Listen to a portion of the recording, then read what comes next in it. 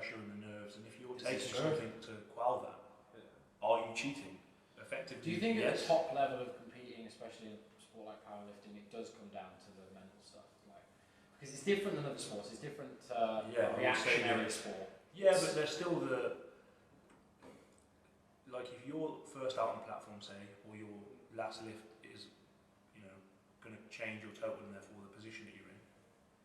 If you're off competing at people that are nervous and they're anxious about lifting, and therefore it affects their performance. Yeah. And if you look at the most elite lifters, prime example in the UK for me is Joy Namani. She sits and reads a book in between sets. Because she's chill. And she's chilled, and well, I don't know if she's chill, but she definitely appears to be, and her demeanour is that she's calm. Can the other competitors see that as well? Yeah. So because you're used in a hall, right? Yeah, so you're like a holding room basically. So someone might be there fucking weighing out their food, stressing, chatting. Yeah, she sat there with a lollipop, reading a book, relaxing. Yeah, and I had my Nintendo Switch with me last time I competed, on like a serious level. Yeah. And I was playing Zelda.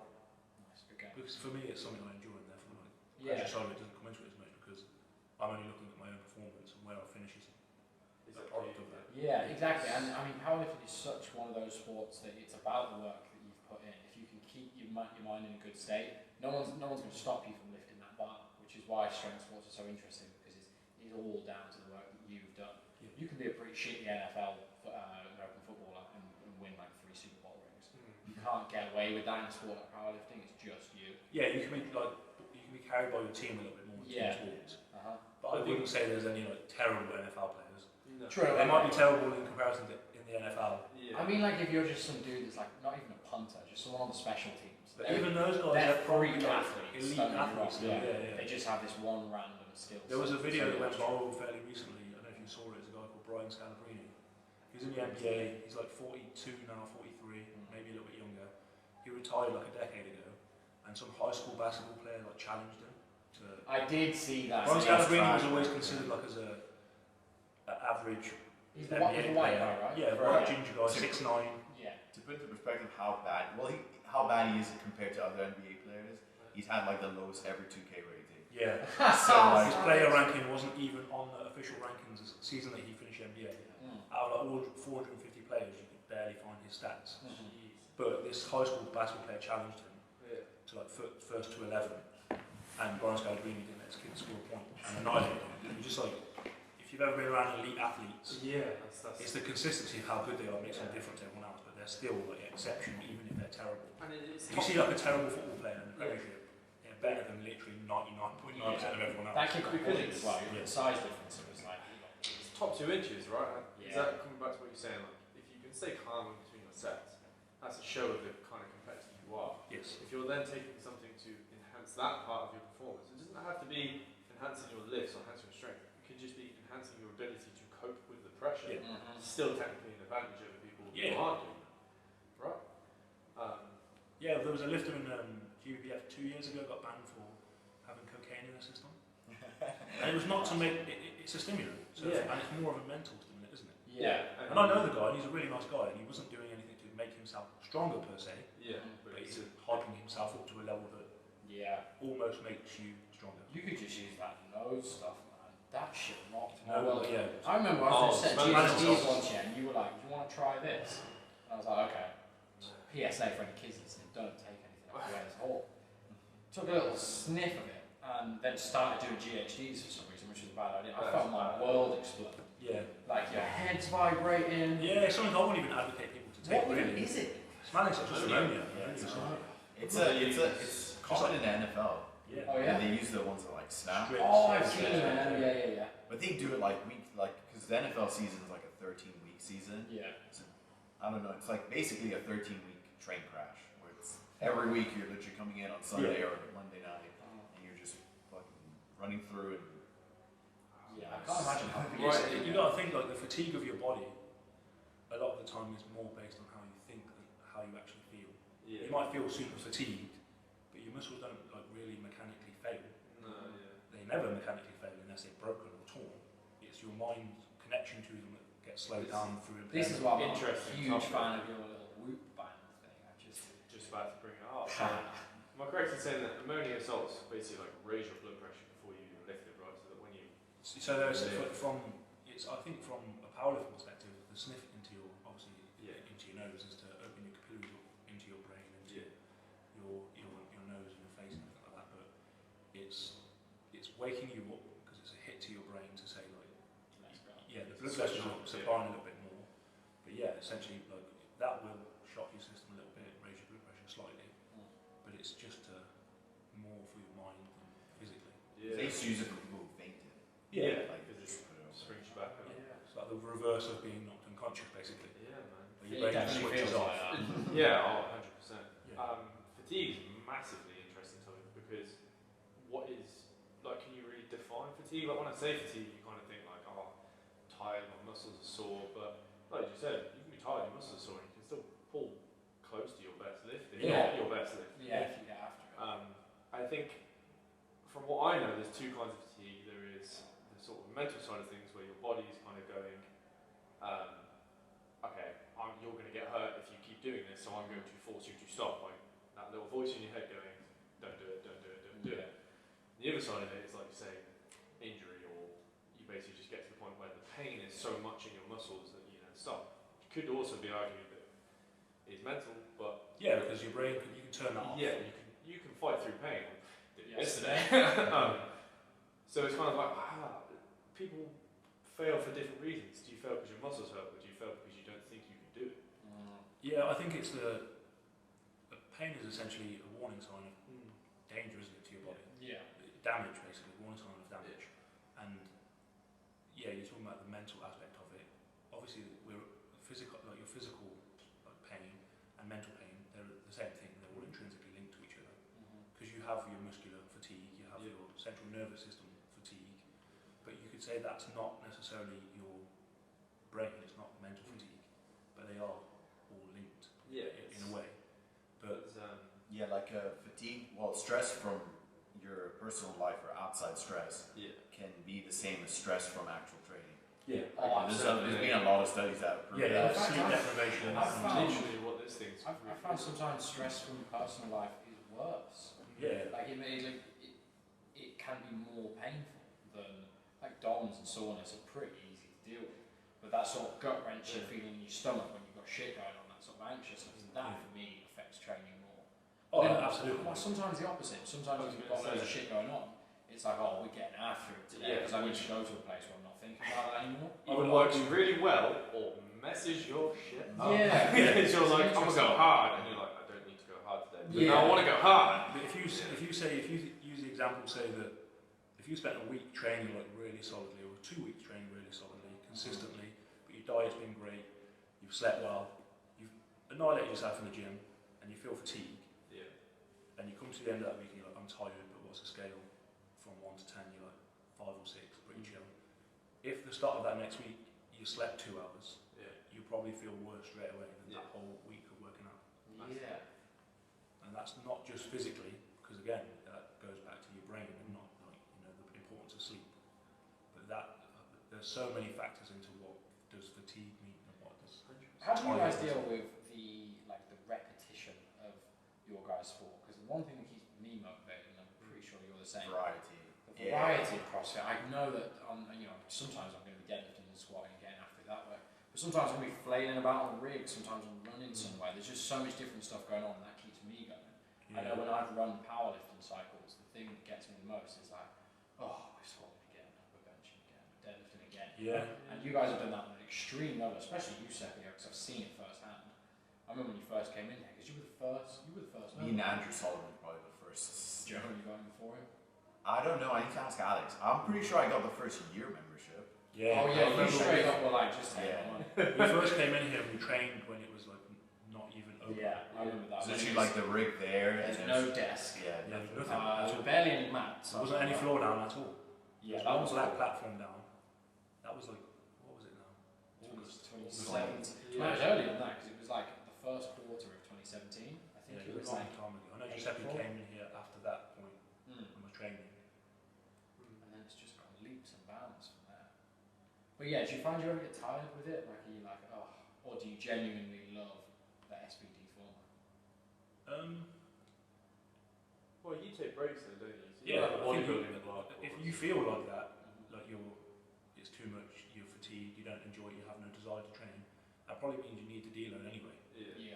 a telltale sign to yourself that you should pull back. Yeah. You're talking about arousal though.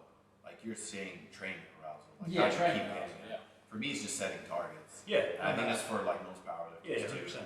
And also just the competitive aspect, because obviously, I think Seb always says this, like testosterone tends to make people competitive in all aspects of life. And you're going to be in a room with a bunch of guys who are a lot more in shape than the average human being, a lot stronger than the average human being. So you're going to be like, I'm not going to, pussy out and just like not try. Like I still want to show up. Like it's all respect, but at the end of the day, like I'm trying to make it as hard as possible for someone who's in my weight class or someone who's in my age bracket or weight class or whatever to beat me and vice versa. Well, you're trying to make it impossible for them, really. Not impossible, but you like I know the That'd be possibility the of dream, losing right? is the possibility of losing is still there regardless. Like, You could have. Neither of us are the best in the world, but we're Pretty close. In Britain at one point, like I was during 2019. So the pandemic hit March. Yeah. I got Team GB like invitations for squads, That's a bitch. and then COVID happens, and that's not gonna. But whatever, like it's in the past. I don't care at this point. What I want to come back to where that is at now. Are they still inviting you back? Yeah, it depends on how everything goes, and if where I place there's other really strong guys now, and the sport keeps growing, so you're gonna keep having these guys coming out of the woodworks. This is a big thing. I feel like it really is growing now. I feel like, especially on the female side of things, they're cottoning on to how good strength is for like the female body. Yeah. Strength is just so underrated. Strength is king. Other than like young males, you just never see someone like gassing up strength in anyone else in the older generation. My Uber driver, the way he was like, get to 35, it's like, then stop lifting weights because it's bad for you. It's like, How did you that's why it's bad for you because you stopped at 35. How did you get onto that chat? I didn't. I just got in and he started talking. He was like, "Wow, bro, what do you do for a living? You a builder?" I was like, "No, I work in a gym." He's like, "I thought it was actually your legs are massive." I was like, "No, but thank you very much." And I was like, "They're only massive because they are swollen." But he was just waffling on away, like saying like you get to 35 and it all goes downhill. He was like, "Oh, you lose all your muscle, all your fat comes out of your body." I was like, "What? You're just growing this now?" Like, I love that thing where people will be like, "Oh, you shouldn't build up because your muscle will turn to fat." Yeah. He was Yeah, like, it's not such like an archaic mindset. Yeah. Also, like It's literally the complete opposite that people just don't understand. Like your bone strength, muscular density. If you don't, basically after like 35, if you stop training, you'll lose 1% of your muscle mass a year essentially. If you do, you essentially have no loss. Yep. And you see it in like this, especially in the powerlifting world. There's loads of elite powerlifters that are in their like 50s and 60s that most regular people would see and say, like that's insane. They're squatting this or benching that or deadlifting that. But it's because they just stay consistent. Your body is supposed to do It's that old man strength. and we're at that point as well where even when you hit 50, you can still be in like really good shape if you wanted to. Like Joe Rogan said it, like once you hit 50 and you still want pushing, isn't it? So if you want to still be like in good shape but you don't want to compete or anything, you can go to the doctor, take TRT, and be perfectly healthy. But the thing is, that's only going to get better and better. Yeah, it's gonna get more dope. Yeah, Safer. in 5 years from now, 10 years from now, 15 years from now, medicine's advancing very See, rapidly. part of me, I feel like that makes loads of sense. I'm like, right, I'm getting older, but I still want to get after it and train hard to let's replace the testosterone. But do I really want to be walking around as a 50-year-old guy feeling like that like intensity of like an 18-year-old? At some point, I want this shit to make me calm down. Like maybe I'll just keep on. It levels you out. It's not like a surplus. Yeah. It just makes you like it. Well, I don't know. Joe Rogan basically said that it essentially makes him feel like he was when he was 30. And he's 54, 55. Yeah. So like people don't give him credit enough. Like even though he is like bald and stuff, he's like in way better shape. Oh. Like my dad at 55 could not do half of the shit Joe Rogan does on a daily basis. Yeah. My dad at 55 was diabetic. Like he just, My dad now, I took him on our own body machine and I was like, he was happy when I said your score's not bad. He was like, "Oh, fine, then I'll continue to do it." No. I'm saying your score's not bad, but it could be so much better. Like you've got our own body machine, it's basically like weight, muscle mass, and fat mass, and you've got three shapes. You've got C, where your like weight is really high, your fat mass is really high, your muscle mass is really low. I, which is like in the middle where it's bang in line, and then obviously you got like, a big D when you got loads of muscle mass, average body weight, and your fat mass is quite low. And I was like, "Dad, you're just about getting to an I." I was like, "So you've got all right muscle mass, you've managed to maintain that, or somehow build some." I was like, you could probably lose a little bit of weight if you lose a little bit of fat mass. And he was like, okay, went for a run that day and has since not done anything else. And I'm like, yes, you're fine, right? You can still walk, you still move and all that stuff. I was like, but imagine what you'd be like if you lost 3 kilos of fat mass. Imagine how easy your life would be. I was like, because you get to a point where you can't do those things anymore, and you've scraped by when you could have made it so much easier by doing like one thing a week of exercise. It's so selfish. Such a little stimulus. It's like it's so selfish, even from like a Western person's perspective, and even just from like an ancestor's perspective. Like we always are going to be living in the best time for humanity to be like thriving. It's like technology gets better, science gets better. So I don't understand why people nowadays actively choose not to exercise, especially during lockdown. Where like I was a bit selfish at first, where I was like, oh, it's going to be so hard for people like to train and stuff. But if you really think about it, if you're the regular person, like you just go to the park and skip rope, like play football with like a friend or something. You do a bunch of stuff. This is where I think people fall short. Is when they think that exercising has to be weight training, or running in the park. Coming back to my dad, I have to give him some credit. The sun comes out, he's straight in that garden every single weekend. He's just literally revamped the entire thing by himself. He asked me to do one thing, which is pick up some heavy ass plant pot. But I mean, like he's like re-leveled dirt, surfaces, built sheds and all sorts of stuff. So he is active during like summer, but it's the rest of the year where it's like, you can make that summer so much easier. But yeah, I clean in the house, man. Like, get your knee up. Like, taking the dog for a walk. Having a dog has probably saved so many people during lockdown because it means they get actually a couple of hundred steps. A lot more people got dogs, didn't they? Yeah, that's why this winter lockdown sucked. Yeah, because you can't like getting out and about and exercising outdoors was just Horrible. Yeah, it took a lot of motivation. Just doing it in the sun, it's like, oh, it's actually kind of fun. That's something we did. Same thing Seppe said a minute ago. Like you walk into a gym, you're in a room full of testosterone and people getting after it. You turn the TV off and do a push-up in your living room. Still in your living room, right? There's no like atmosphere in there that's saying like, how good are you? What's your mental like today? Like, this person's working harder than you, and they've done a 15-hour shift at work. Andy Sol walked in the other day, and I was like, oh, a bit sore. He's like, bro, I've just finished work. It's like 3 in the afternoon, a bit of night. Yeah, I was like, whoa, okay, I've got no problems. I need to start lifting some weights. He's a savage. He's always been doing that, like night shifts, and then coming. There's a few people like that in here who just work these real strenuous jobs and then come in and train after. Craig in the morning. There's a few powerlifters that were like legit world champions too. There's a guy called Eli Burks, and he's a doctor, but he's a hospital administrator. Oh, so he works like 16 hours a day, sometimes like some crazy hours. Like he'll come back to his basement and train at 4 a.m., wake up to his kid at 6 a.m., and go back to work with some crazy stuff. Andy Hall doing that for a while. He was manually afford it as well. Before he was like pretty much a household name now. Yeah. And he would have to get after it and work and then train. We're talking like elite level athletes are like 20 hours a week training, right? At that point, for his size and stuff like that. Like, at least. Yeah. Bear in mind, most people maybe do like 5 a week. Most, Yeah. Maybe a week. Yeah. 5, 6. That'll do the trick. Which is enough stimulus, but top 1.1% in the world, 20 hours a week. Imagine putting 20 hours a week onto your already 40 plus hour job, and then having a kid and a wife, and trying to have a life. Like, what do you think the main difference between powerlifting and strongman is? Because I feel like there's such a debate between who is actually strong, and it's such a tricky one because obviously you have all this old object stuff in World's Strongest Man, but then in powerlifting it's very rigid on what you're going to do. It's 3 lifts, it's not events. It's not like it tests all of the static strength at its purest, I think. Yeah. So what do you think the main difference is? I think it's just the weight class implementation.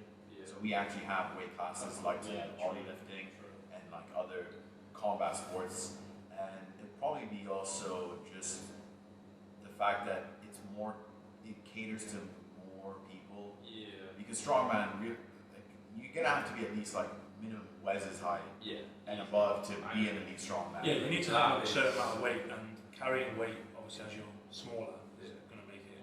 Like no one at 5'8", 5'9" is gonna be weighing 400 pounds. Wes is about 6'4". So That's crazy how you can try to small.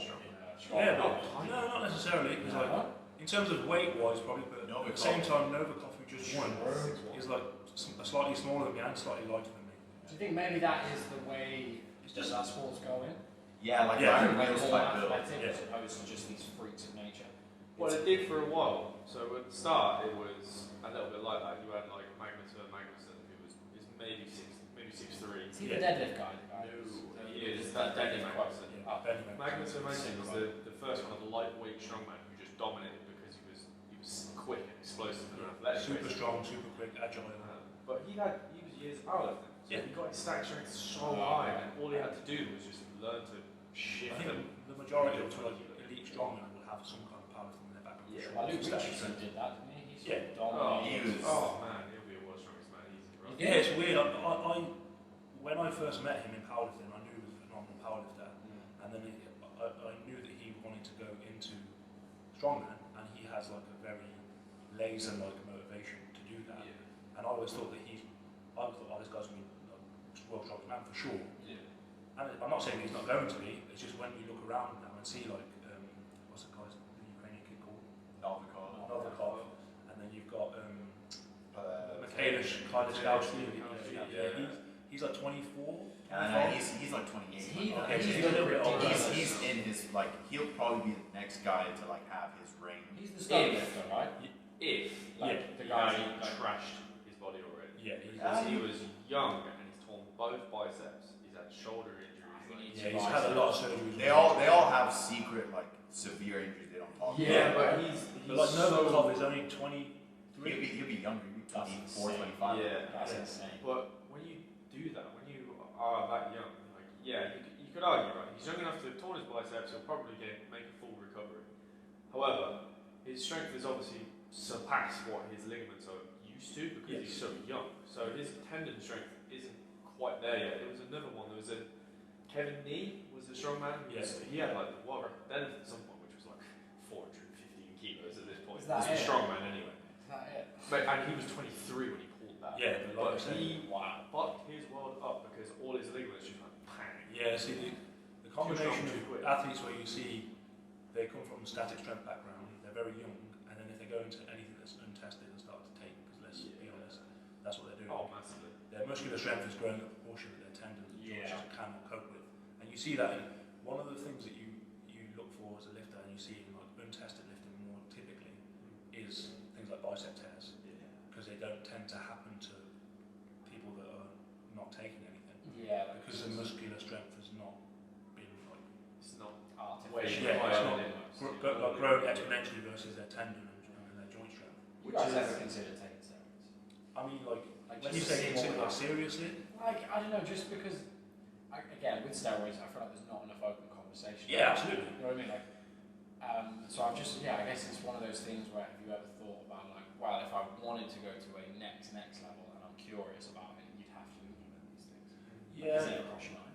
No, I've been in strength sports for a long time, and I look at it slightly differently. As we were talking about motivation for powerlifting earlier on, I've won quite a few things, but I've never gone to a competition with the mindset is that I'm going to win, especially in powerlifting. My mindset is that I want to beat what I've done before, and to be qualified by a referee as hitting a standard that's considered to be elite.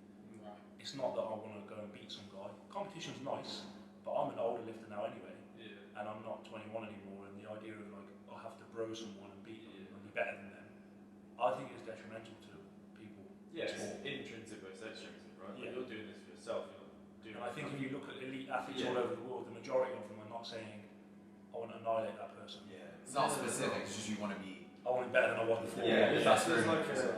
probably like a 70-30 split, right? Like everyone, you probably enjoy the feeling of winning, and there's that you know, you get handed a trophy or medal or whatever. Absolutely. That's a great feeling. But the reason you started doing it in the first place was probably because you loved it, enjoyed it, and it gave you satisfaction. Yes, and that goes back to the steroid conversation, whereas for me, I think that, and someone said this to me before, a long time ago, Kevin Twigger, who owns Future Fitness, he said if I were to take steroids, it just makes me the same as the majority of the people in strength sports, and I'm not unique anymore, being strong as a natural lifter. So then I've just thought about it, like, for me the benefit of doing it, I've never someone that's had like intentions of being world's strongest man or even world number one in powerlifting or anything like that, or like an all-time world record holder. I just have enjoyed the process of getting stronger, and that's like the motivation thing, going back to what Giuseppe was saying. I I almost look at it like a video game. And that's why powerlifting is easy for me to be motivated for. Because if I pull 350, I want to pull 355, then 360, then 365, then 370. This is it. And that makes it easy for me to. It doesn't, but you. That's the best bit. You PBing in some way. Always. When I'm 60 years old, if I can pull 250, 260 is a deadlift. That's a PR for like a PB. A Masters 3. Yeah. I mean, like, I think that's kind of exactly where my mindset's always been at, because powerlifting's not at the forefront of my mind all the time. Like, I eventually have to, like, you know, do normal adult things, like get a good job, hopefully find a woman that like can deal with my fucking tantrums half the time, and have kids with her. When you find them, let me know. And do the casual thing of, like, you know, divorce at 45, start another kid. I always say that. I'm always like, I think my first wife will be like this. The trial and error. No, it doesn't work like that, unfortunately. That's just. No, but for me, steroids. How many retries do we get at that game, Wes? As you want to go. It's never. I don't. For me personally, at first, I think I'm being like super young. You were like, yeah, like I'll jump when I'm 25, and then I got to like 22, 21, and I started hanging around with Wes, and I was like, that's a fucking stupid idea. I'll just stay natural because I'm doing pretty well, and everyone thinks I'm relatively strong, so I'll keep it that way. If like people are telling me I'm doing something right, then I'm probably doing something right. It's one of the biggest compliments you can get is when it's being accused of being on steroids. Not to me. To me, it's not. Oh no, I know from his perspective, it isn't, because a lot of people have said it. Oh yeah, we get DMs on Wildcard all the time. Like, you know that dude's on steroids, right? I'm like, what? Yeah, and it's not been in the building. It's not to shit on anyone to take steroids, and it's not to make the assumption that people that don't work hard or haven't worked hard. But I also know the science behind taking steroids. And I can show you, like, I can get some papers that I can show you that have been done by, you know, research groups showing people that have taken for 12 weeks and gained 17, 18 pounds of muscle without lifting weights, versus someone that's worked their arse off for that whole time lifting weights and put on 12 pounds of muscle. And there's this weird notion that it's you know, but they don't do that much, but they absolutely do, and it's proven. It's absolutely my proven. issue with it, and it's so it kind of for me is like taking away from me putting in loads of work. True. Saying you must have taken something. It's like but some weekend mentality to have, I think. At the elite level though, like, to play fair for those guys that are like going that side of the sport, you have to be super good at what you do. And you have to be an elite genetic, like you have to be tough. Because one of the best guys in Untested, and you might have heard of him, John Hack, he was the best 83 in the IPF, and he was like, I've done everything I wanted to do in tested powerlifting, I'm going to move on to Untested. And he's like dominant there, so you're like, what's the common denominator? It's going to be genetics, because there's guys working as hard as him in the gym for sure. They're probably even working smarter than him. But it's like, he's just that guy. You can't do anything about it. It's kind of like Tom Brady winning his like 7th ring. You're like, it's just Tom, like, you know. And I think that's where you pull out the, like, you've got to think of the coincidences of strength sports. And that's why it's always positive to focus on yourself. This was my issue with it. You might find some kid like Hathor Bjornsson. Like, there's nothing you can do to become that person. So don't focus on what you can't do, just do what you can do. This was my thing with it, was like you're doing a disservice to yourself and your own natural potential by not finding that or working hard enough to get that before you start thinking about enhancing. Like, you have to work hard, and you can't beat that. Like, he's going to be Hathor, it's going to grow. He's like 60, 200 kilos. He's just going to be stronger, right? But if you're getting strong to beat him, then that's not going to be good enough motivation, and then you're going down the wrong path. You're going to end up unhappy. He probably found that it wasn't like conducive to his lifestyle as well, being the strong man he was.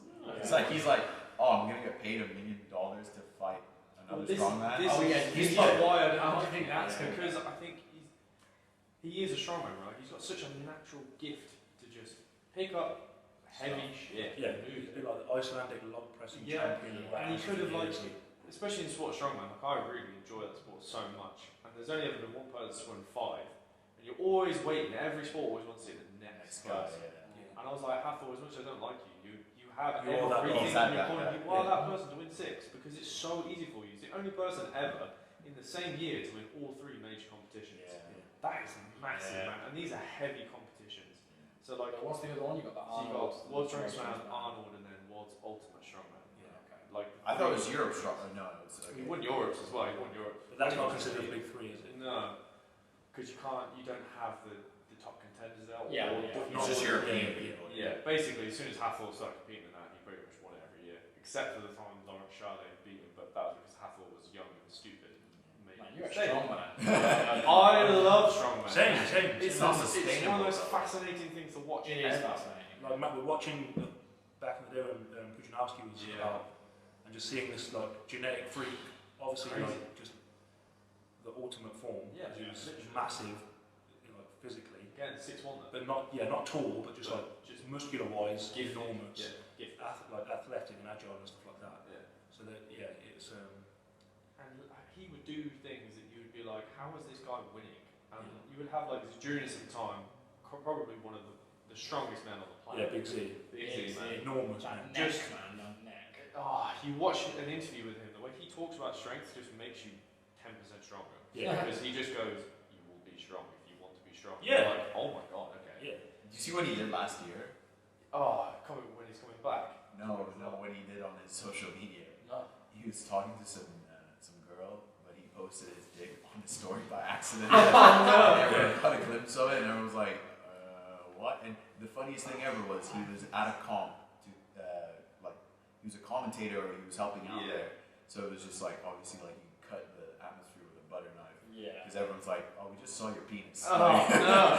Above all else, I hope it was a solicited. Yeah. I think it was like to like a female friend, like someone he was. Female friend? Yeah, like at No, request, but like- he posted it to everybody instead of just Yeah. Yeah, that's what I mean. Oh man. it happens to the best of them. Yeah. There's a bit with the juniors, right, where probably right before the peak of his career just got stopped because of injury, because he was getting on a bit. Yeah. There's a documentary on Netflix called Born Strong where they focus on him a little bit. Yeah. And he talks about where he trains. If you sit down. And so like he trains in a stadium in Vilnius, somewhere in Lithuania, where he Vilnius. No, Yeah, that's Vilnius, it. So he just trains in like an empty stadium where he competed for the first time, just under the stands in this dusty ass room that's just got so much weights in there that are all like bumpered, battered plates, and he's just like, I just train here because the stadium gives me power. So there's no music, there's no nothing. He's by himself lifting ridiculous weights, and he's like, this is where I work out.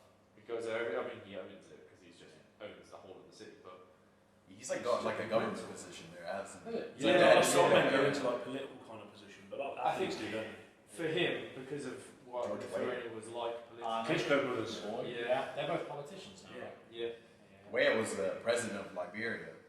He played for AC Milan and he was the only African player to win. 5 years time, Jake Paul's going to be. No, He's going to be Wouldn't surprise me. president. What was the wrestler called? Askren, maybe. No, Jesse Ventura. Oh yeah. Jesse Ventura. He's in a load of movies and stuff. And he's a Or Arnold.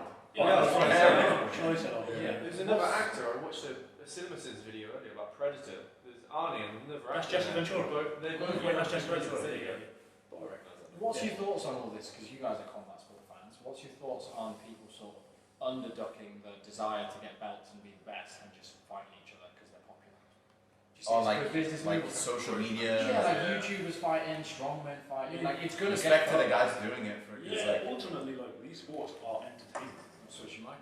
Sorry. No, you go. Just so you can twist that. I'll just sit where I was. But yeah, no. yeah, actually we can have two. Then the back support. It's just because it's chairs, like I'm heavy and It's it's just so sinking in. yeah, it's so. But no, ultimately, like sport is entertainment. So Yeah. people want to see, you know, what the flavour of the month is and what's entertaining to them. You can get to the elite level stuff and argue about should like Jake Paul versus Ben Askren and stuff, and Ben Askren going into the fight. Looking like a bag of milk. Yeah, he had no He kind did of not intentions to be in shape, but he was making a bunch of money and he didn't really care. And Jake Paul was like promoting it and pushing it, and making the money. It But feels weird to me that someone though that would train to the level to be an Olympian, like that takes a certain amount. Yeah, but like dedication. this to is then just years later be like, yeah, I'll get knocked out. Because that's where he just didn't value. this is him like Give him after a anything. hip replacement as well. Oh yeah, like 2 years ago or a year ago. To say something controversial, but in regarding like what you can be. Donald Trump was the president of the United States. Yeah. He's not a politician. He had no given right to be in that position. No Yeah. expectations that he was going to do that early in his career. And there was obviously you start to go towards it. So the notion that, you know, what you've trained for and what you've been is what Jake Paul might actually be a really good boxer. Can you imagine? Do I know that right now? No, because the standard of fighters he's I don't think not great. I don't think he should fight any fighters soon. I think that would be dumb. You never. You wouldn't as a normal professional boxer. Yeah, this is You true. wouldn't go in against the elite of the elite in a boxing match. Yeah. You get annihilated if This you is were brand why new to it. freaking AJ hasn't fought Fury for so long. I'm so sick of He's him. I want to just- see that fight. He's one part of me is like, oh man, because you that pride is you want to be like, yeah, you want to put number one. You do not want to have anyone saying that like you haven't done this yet, so you're not number one. But at the same time, once that's over, it's kind of over, right? Yeah. There's always going to be a winner of that fight, and then that's it. Yeah. Like, a rematch is a rematch, doesn't matter. You went into That that first yeah, one. the first one is Your the first one. one is that is it. That's top of the mountain. Unless it's like a controversial one. Yeah, so It's it's like, Fury versus Like what's it called? The Ben Askren fought Robbie Lawler. Yeah, that was So he beat Robbie Lawler, and everyone was like, "That was a bullshit call." And then you rewatch the video, and like Robbie didn't even tap. He literally had apparently he had like a verbal saying he was like, "I'm fine," and I got confused with the ref, and he pulled him off. And Ben Askren was like, "Yeah, but like everyone knows, like in a rematch, someone like Robbie Lawler would kill him. Yeah. no so it's problem. the same with that. Strange. Someone like Tyson mid-table knockout. elite UFC guys would. Which one? So the Wilder Tyson knockout where Tyson's just out and then just gets up. It's like, bro, you capped on at 15, and the guy just got up off the canvas. That was right? dodgy, yeah. Just The first one. The first one. Yeah. At the same it was time, close. take 10 count. Yeah. At the same time, if you're Fury, though, you're just listening to the ref. So if he'd have gone quicker and done it within 10 seconds, Fury might have just got up quicker. I think that's why he. Yeah, they'll hold for the count. Yeah, like if the The ref's ref going on- 1, 2, for me, I'm just going to be like, right, just wait. And then when he gets to 8, 9, 10, that's when you start going on. Yeah, so regardless of how fast he does it, I think the outcome was the same. Oh yeah, like a tremendous performance. Like, That's no why one he- else is doing that. That's why he went completely like against the grain for the second one and got. Oh, He yeah. changed he went from. The one trainers. That Yeah, it was like Ben. Gronk. Ben. He went from Ben. What? Can't remember his name. It was a young trainer that was Yeah, super- it was he was a name. 24. It was, Yeah. Basically And Spain. Yeah. He looked like a fitness coach. Yeah, he looked like was. a and then Zumba he, shape. and he went to Wow. Sugar Ray Stewart, who's like known for like making big fighters. And Detroit. everyone was like, "Oh no, he's just gonna need to play it safe," and he just fucking kicked his ass. You realise he can bully him. Yeah, He he's was like, like, "Oh wait, Why I'm are 4 you inches not taller bullying than you." Yeah. He realised Wilder couldn't fight going backwards. No. So he's not like someone like Stylebender who can like swing back and knock you out. So Also, with power punches like that, that's their one trick pony, isn't it? Bully you. Get those Yeah. punches in. Yeah. Make you he looked swing scared first in that and fight, and not to say like, oh, he's a pussy. Yeah, he came out with a lot of stuff afterwards about I'd be his terrible. I'm not being funny. Yeah. The way it's yeah. Oh, that was the craziest one. Being it's funny, so that bad. you knock someone out like that and then they get up, I'd be fucking scared. It's He Oh, got yeah. up off that canvas like he was literally. It was that you. Gone. Undertaker. It was the Yeah, it was Undertaker. the Undertaker. there was so many comments regarding like the race between the two as well, which I found so stupid. But I'm gonna call it now. Like I know it's gonna be a huge problem with AJ and Fury, where it's gonna be like white British versus black British for sure. Yeah, it's People are like it's no, ultimately a bit of banter, isn't yeah, it? people are like no, it's never gonna be like we're a piece of love. Like bro, it'll be like that. I mean, I guarantee Yeah, but you. maybe like narrative, Fury's a though. gypsy, isn't he? So Yeah. he doesn't really share that common. No, No, but like fans won't think of that. No, They'll no, just be no. like, oh, it's a white guy, I'll go with him. Yeah. Yeah, if you look at Gypsy heritage, he's not like Caucasian. Yeah, he's not. And he wouldn't, they're not like part of English society, British society. Like wholly, they're not accepted by a lot of No, people. of course not. And I've met gypsies that they are discriminated against heavily. And I remember talking to a guy before where he likened it to like the N word when people call him a pikey and that kind of stuff. And he was like, and Tyson Fury is very much still in that heritage. His wife, he watched a show where his wife was talking about their kids, where his daughter would get married at 16, his kids wouldn't go to school. Yeah, there's still That's not like the societal norm. I know what you mean though in terms of like the white versus black argument. And you could argue that the popularity of boxing from America was heavily influenced by the kind of racial side of it, being able to see like these giant black guys fight each other for a long time. It could like kind of. I mean, it was almost like a legal mandingo. Yeah, that's what I'm saying. It goes back to like the Mandingo Let's be thing. honest, Yeah, that's it basically does. what it was. But ultimately, again, it's entertainment, Yeah. and those things stoke Unless you're Mexican. entertainment. And they're just like, fucking, they can fight their hearts out for some reason. Yeah. They're just crazy. Everyone forgets like the best, probably like most people's like best fighter ever. A lot of people's like list is like Julio Chavez Senior. He has a son now. like, because he had the most unbeaten at one point. He like 80-0. But like they used to fight like every all the month. time, yeah. That's And he came out fine, like he's talking and everything, and he's like not, like this man is not showing CTE. It might hit one day. Yeah. Like George St. Pierre said this, where like people think he's like come out the game perfectly, but like someday he could wake up at 41 and just be like, you don't know what like, slur completely. So He's so eloquent, like when you listen to him speak. yeah, most The French Canadian accent. Yeah, it's beautiful. I've noticed there is like with boxing, like the higher the IQ the person has, like a lot of the times the better the fighter is, just because they adapt like better styles, and also they just tend to like think more logically about fighting. And then I swear Floyd Mayweather can't read. The thing is, he's not smart traditionally at all. He probably didn't go to school. It's not academically like the elite. But like that doesn't mean he's got not got a Well, shot on. that's athlete intelligence, isn't it? You gotta forget, he came out as his own promoter and had a career earnings total revenue of $1 billion. There's only two other people who've done that, and that's MJ and I think Tiger Woods. Yeah. And MJ did it mostly because of Jordan Brand. Yeah. That's the reason. Like, it wasn't Not the sport itself. For me there, I was like, Floyd Michael Jackson did well. Yeah. He did very well. Floyd literally, like if you were to like round up how many punches he's thrown and how much money he's made, you could probably come up with a crazy stat where like for every punch he made, $12,000. yeah, exactly. So it's like, bro, I can't even call him an idiot because he's an idiot for doing certain things in his life. Yeah. But at the end of the day, he goes home to like 6 $3 million cars and does whatever he wants. His kids are set up for life. His kids' kids are set up for life. Yeah. A lot of freedom he bought But then- himself by being that smart. Yeah. And then he's fighting Logan Paul, which suggests to me, Money. why would he Cash still cows. fight? Money, man. Cash Yeah, cows. yeah. Why Easy does he win need for him. money? Surely he shouldn't need money. It's not needing money. No, it's- I it's- don't know. yeah. There's a lot of talk about how he just blows. Yeah, up. but that's No, I don't just think that guy could go poor if he wanted to. yeah. That's what I mean as well. Like That's the false.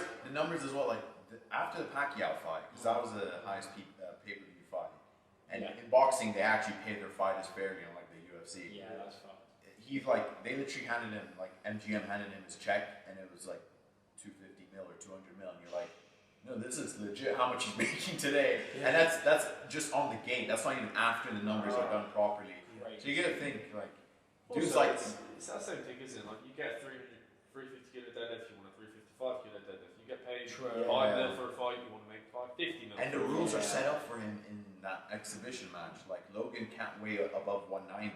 He can't weigh above 160. Floyd's never really, he's fought as a lightweight, so he was never really above 160 that often. Like he did catch weight with Canelo at 155, which was light for Canelo, but it was piss easy for him. He just walked in. Is there any way Logan can win that fight? Yeah.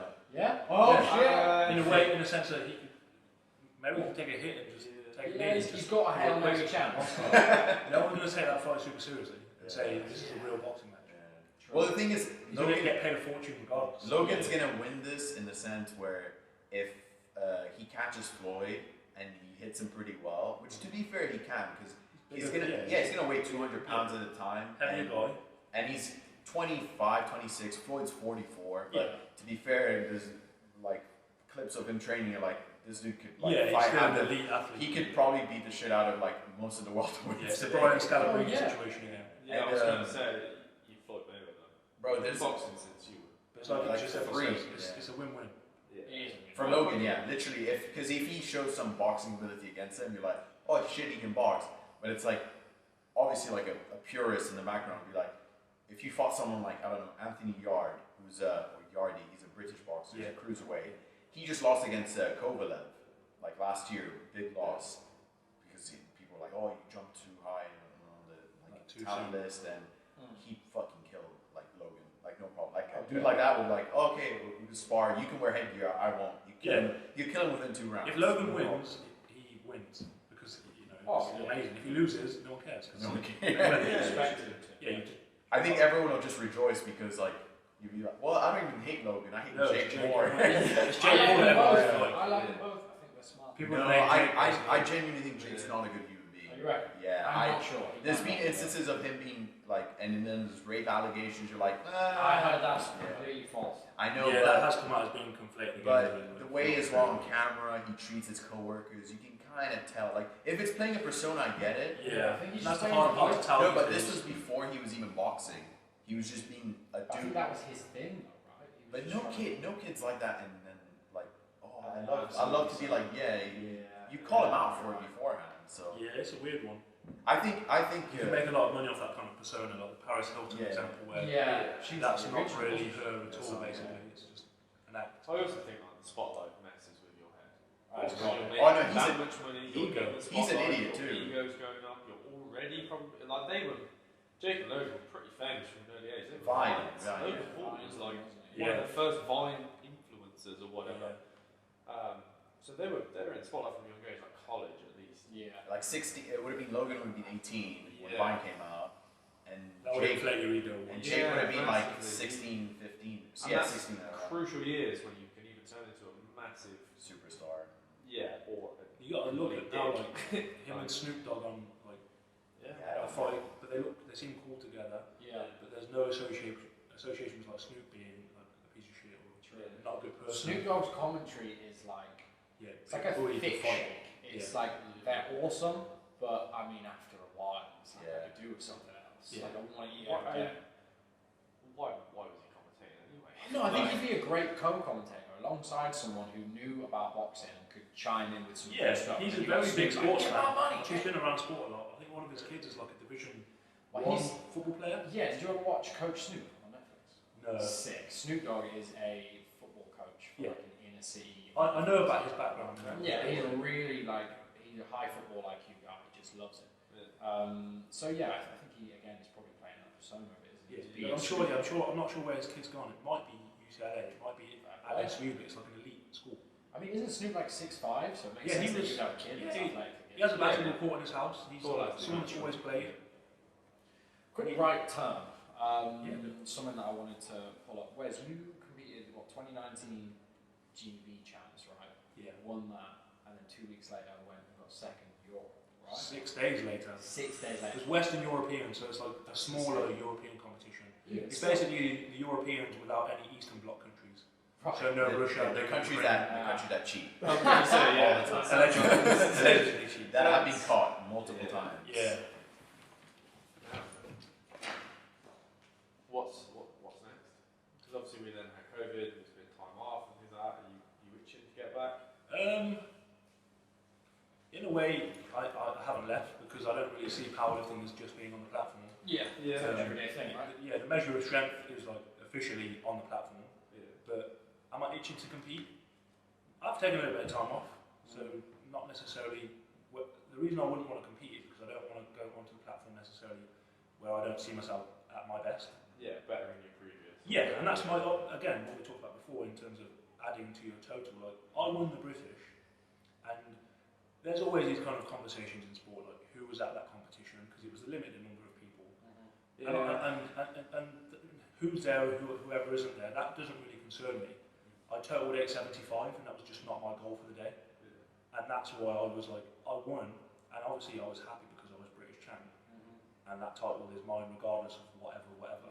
But I didn't total what I wanted to total. And I trained to 885 at 128 to have a 501 Wilks, because that's like an elite measure of strength. And I was 10 kilos short of that. Where did you fall short? Bench. And that's because I've had elbow issue. Yeah, and I've had bursitis on my elbow and a bit of arthritis on my elbow. But then after that competition, I did spend a lot of time building my bench when I hit some goals that I wanted to hit. And I was going towards that total, the elite total that I wanted. And in the gym I'd hit like 340 on squat, 230 on bench, and pulled 360 a bunch of times. And then I was starting to go towards the elite total, obviously in the gym, but then you find that you might go to that comp and instead of hitting your 940 total, you hit 925, then your next comp you're 930, 935, because it's hard to bring it all together on the day always. But that's what's crazy about doing British champs and then European ones. That's kind of what I wanted to bring it up. Just the strain your body has to go through. Yeah, I need a week off. I think that, and a lot of people ask me that question, and I see a lot of younger lifters in particular with the notion that they have to kind of really back off when they've done a competition.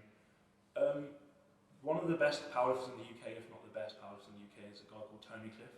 Oh, yeah. And when I've spoke to him and hearing like say things about it, and I share his sentiments with it, if you can't go and hit 9 lifts at a competition and then go back to training in pretty high capacity the following week or the week after that, or competing again, something you're doing in your training is very wrong. Yeah, you should should. too much volume, or you're not prepared for it. You're doing something that's hyper specific. Yeah. So for me to go to, I went to basically, I competed on the, was it the Sunday now? I competed on the Sunday, won the British. By like 7 o'clock, the competition's all over. I get back in my car, drive up to Coventry again from Dover, and then I had a shower. I never shower after competitions. I'd rather get in the car and just go. Be a bit grimy, but get back in the car, get home, have a shower, eat some good food, do some little recovery work, go for a walk around the Memorial Park, because that was one of the ways I do recovery. Then on the Wednesday I flew to Italy, and that was to compete in the Western Euros, and it was the Saturday that I was competing. I wanted to train a little bit more, but because of having to travel out there, I wanted to just train to get some blood flow going. And, I think if you're competing, you want to kind of carry a bit of fatigue. And going to any competition for me is like a video game again. You're aggregating fatigue, and you're trying to get the balance of not pushing yourself over the edge. But I competed on Sunday, got to Italy on Wednesday, did a tiny little workout in the gym. It was near the hotel facility. It was a really nice gym. Then I trained again Friday morning a little bit. Nothing heavy, go through the motions, and then I'm competing again on the Saturday, and I felt fine. I felt absolutely fine. I didn't feel like I'd annihilated myself. I didn't feel like I annihilated myself at the competition before, the week before. I feel like your peak is, if the peak of your whole training block is one day. Exactly. You've gone through that. You should be able to carry a peak for. It's kind of like a couple of weeks probably. Like an analogy that makes sense is what Tony Cliff, what he said was, if you can't do it the week after, 2 weeks after, you're doing something wrong. Like if you take any football player, like if you told them don't play football for a week and then come back, there won't be a difference. When I was playing basketball back then, we used to play twice a day. We'd have 2 games a week. So we'd be Monday, Tuesday, Wednesday morning practice, game in the evening, Thursday, Friday, 2 days, then Saturday a game again. You played for England, right? Yeah, so I played for like the under-21s, and I played for Coventry and then Birmingham, and I went to Boise for a little bit, and then came back here. At what point were you like, right, basketball's done, I want to pursue strength sports? Was there a distinct switch? So when I was like 22, that was the kind of 21, 22, that was the real push to try and be elite, go towards the England team. And I was playing here for Cov at the time, from the age of like 16, and competing. I was in English Division 1, so I was very young competing against men, but because I was in England 6'3", 6'4" is like pretty big, fairly big, but because I was so athletic, the height difference of any guys in my position was like negated. And I was competing against like a lot of England players and stuff, and elite athletes. At that time I was seeing the difference between being someone that's super elite and someone who's just decent. And at that time I just said to myself, if by 25 that I don't have this as a career, making money, and even at that point it was about realising that you're not quite good enough to go into like NBA or G League or anything like that, but not wanting to travel around Europe and be like a journeyman going to different countries and making a little bit of money, but you also need like that one phone call or like connections to kind of get like an opportunity to get and I did have that to a degree, because I Coach Gary Matlock from the US, he had like connections in Europe, but I don't speak Spanish. I've got like Portuguese heritage and stuff, like speaking heritage. Poquito español, but not like the best. I could have developed that, absolutely. I believe I could pick it up, and I can speak it enough and understand it enough now. But you know, if you go to France and you're not a fluent speaker, I've had friends that are there. You go to Spain, you go to Germany, not a fluent speaker. You kind of get siloed and isolated, and then it just becomes not enjoyable. And if you're not making a significant amount of money, it just isn't worth it. It's got to be another element just to make it even harder. Right? It's kind of like so like 25, I just decided that I'm not going to do that sport anymore, even though I love it and I still follow it to this day. I just wasn't enjoying it in England because the setup here is quite poor. I was going to say, how hard is it to crack into the sport of basketball in England? Because that's when I was a kid, that's what I wanted to do. I played basketball every freaking day. Played for the school team, played for it was those schools got into nationals, they got destroyed by people who were just like freaks of nature. I mean, Yeah, you're a 5'8" white guy, bro. I don't want to be mean. But that's probably to your benefit. I don't think it was ever going to happen. Honestly, that's probably to your benefit here, because one of my problems is that, and it's not to like float my own boat or whatever, but I was like super athletic. I could jump very high, and then your friends and coaches that are not very knowledgeable in the sport, or they new to the sport and they're English based, don't have the American foundational background. They push that side of it too much. As soon as I started to talk to any of my American like teammates or like coaches, they were like, if you grew up in the United States with that level of athleticism, you wouldn't have even touched that part of your game. You'd have been developing skills. As soon as you become like an outside threat as a shooter and you're that athletic, you essentially become so much harder to stop. But if my skills weren't the same level as the players I played against, and when you start to notice that if I know that you can get to the basket easily, but your shooting's not as strong, then I'm just taking 2-3 steps away from you, and you've got nowhere to go, basically. And I think that's, growing up in England, like the fundamental side of basketball is quite poor, because it's just not as popular here. I reckon if you were like born around my age, if you were like a 98, 99, you probably would have had a lot better shot now than back then. No, I agree. Because back then it was like big man. You had to be like 6'9", almost 7 foot, pivot foot like fucking Carl. I don't know. Like so I was playing almost like a power forward. I was at a 3 position, which is a shooting guard, which is essentially someone that's typically like 6'6", 6'7", and you are strong, but you're athletic, but you're dominating someone in the paint. If they put a point guard on you, you're going to dominate because you're too big. If they put a big man on you, you're too quick for those. So I was in that kind of breath, but in the US, 6'4" is kind of like point guard height, not guard height. It's like 60 to 70% of playoff points are done from the 3-point line now. And now you're seeing like the best player after LeBron, I would say, is Steph Curry. I don't think it's the best shooters of all time. And he's 6'2", 6'1". Like not even like crazy athletic, just really good handles. And that's what I was saying about the athletic side of it, and you being a bit shorter, learning the fundamentals of the sport. Because one of the biggest flaws I noticed in myself was I played basketball right-handed, you're left-handed. But growing up here, it was kind of just like, you play right-handed and that's what you're pushed to do. As soon as I started to learn to be left-handed, even though I was left-handed, to get comfortable with the basketball, all of a sudden people can't guard you at all. Because you're switching position and they're used to tracking you to make you go left, because they think you're right-handed. But when you're left-handed as well, as I started to learn more, and as I was playing for Cobb, one of the coaches, Scott Neely, he started to notice that I'd been developing my skills in the summer and stuff like that, playing with the guys that went to college in the US that were more elite.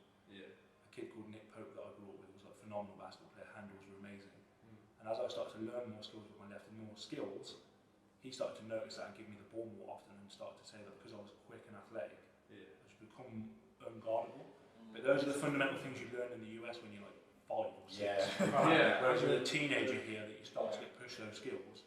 And it's the same as anything else. I just think the level of sports development in kids in the UK is so far behind. Absolutely. The talent pool is there as well. Like we have guys that could do so well. It's just coaches are garbage for the most part. But it comes down to money. Funding's trash. And the kind of expectations people have here. You know what you were saying before about the IQ of an athlete. If you look at the American market, the model, you'll get elite college players that are not just sporting elite, they're academically elite. Because one thing I would always say to people is, being elite in any kind of sport, powerlifting being one of them, like Seppe is like doing biochemistry, it's not something it doesn't just come to you. In those kind of like educational levels and athletic levels, he'll have to do things that he doesn't want to do. But he does them anyway. Transferable skills. That's why you find most like high athletic people that aren't like elite athletes, just your everyday big athletic people, are also very intelligent. Because it's people just get it. They have an understanding that their body should be working, and they also enjoy the hard work and graft. It's kind of like, it goes against the complete stereotype of like, being academically there, you can't be athletic.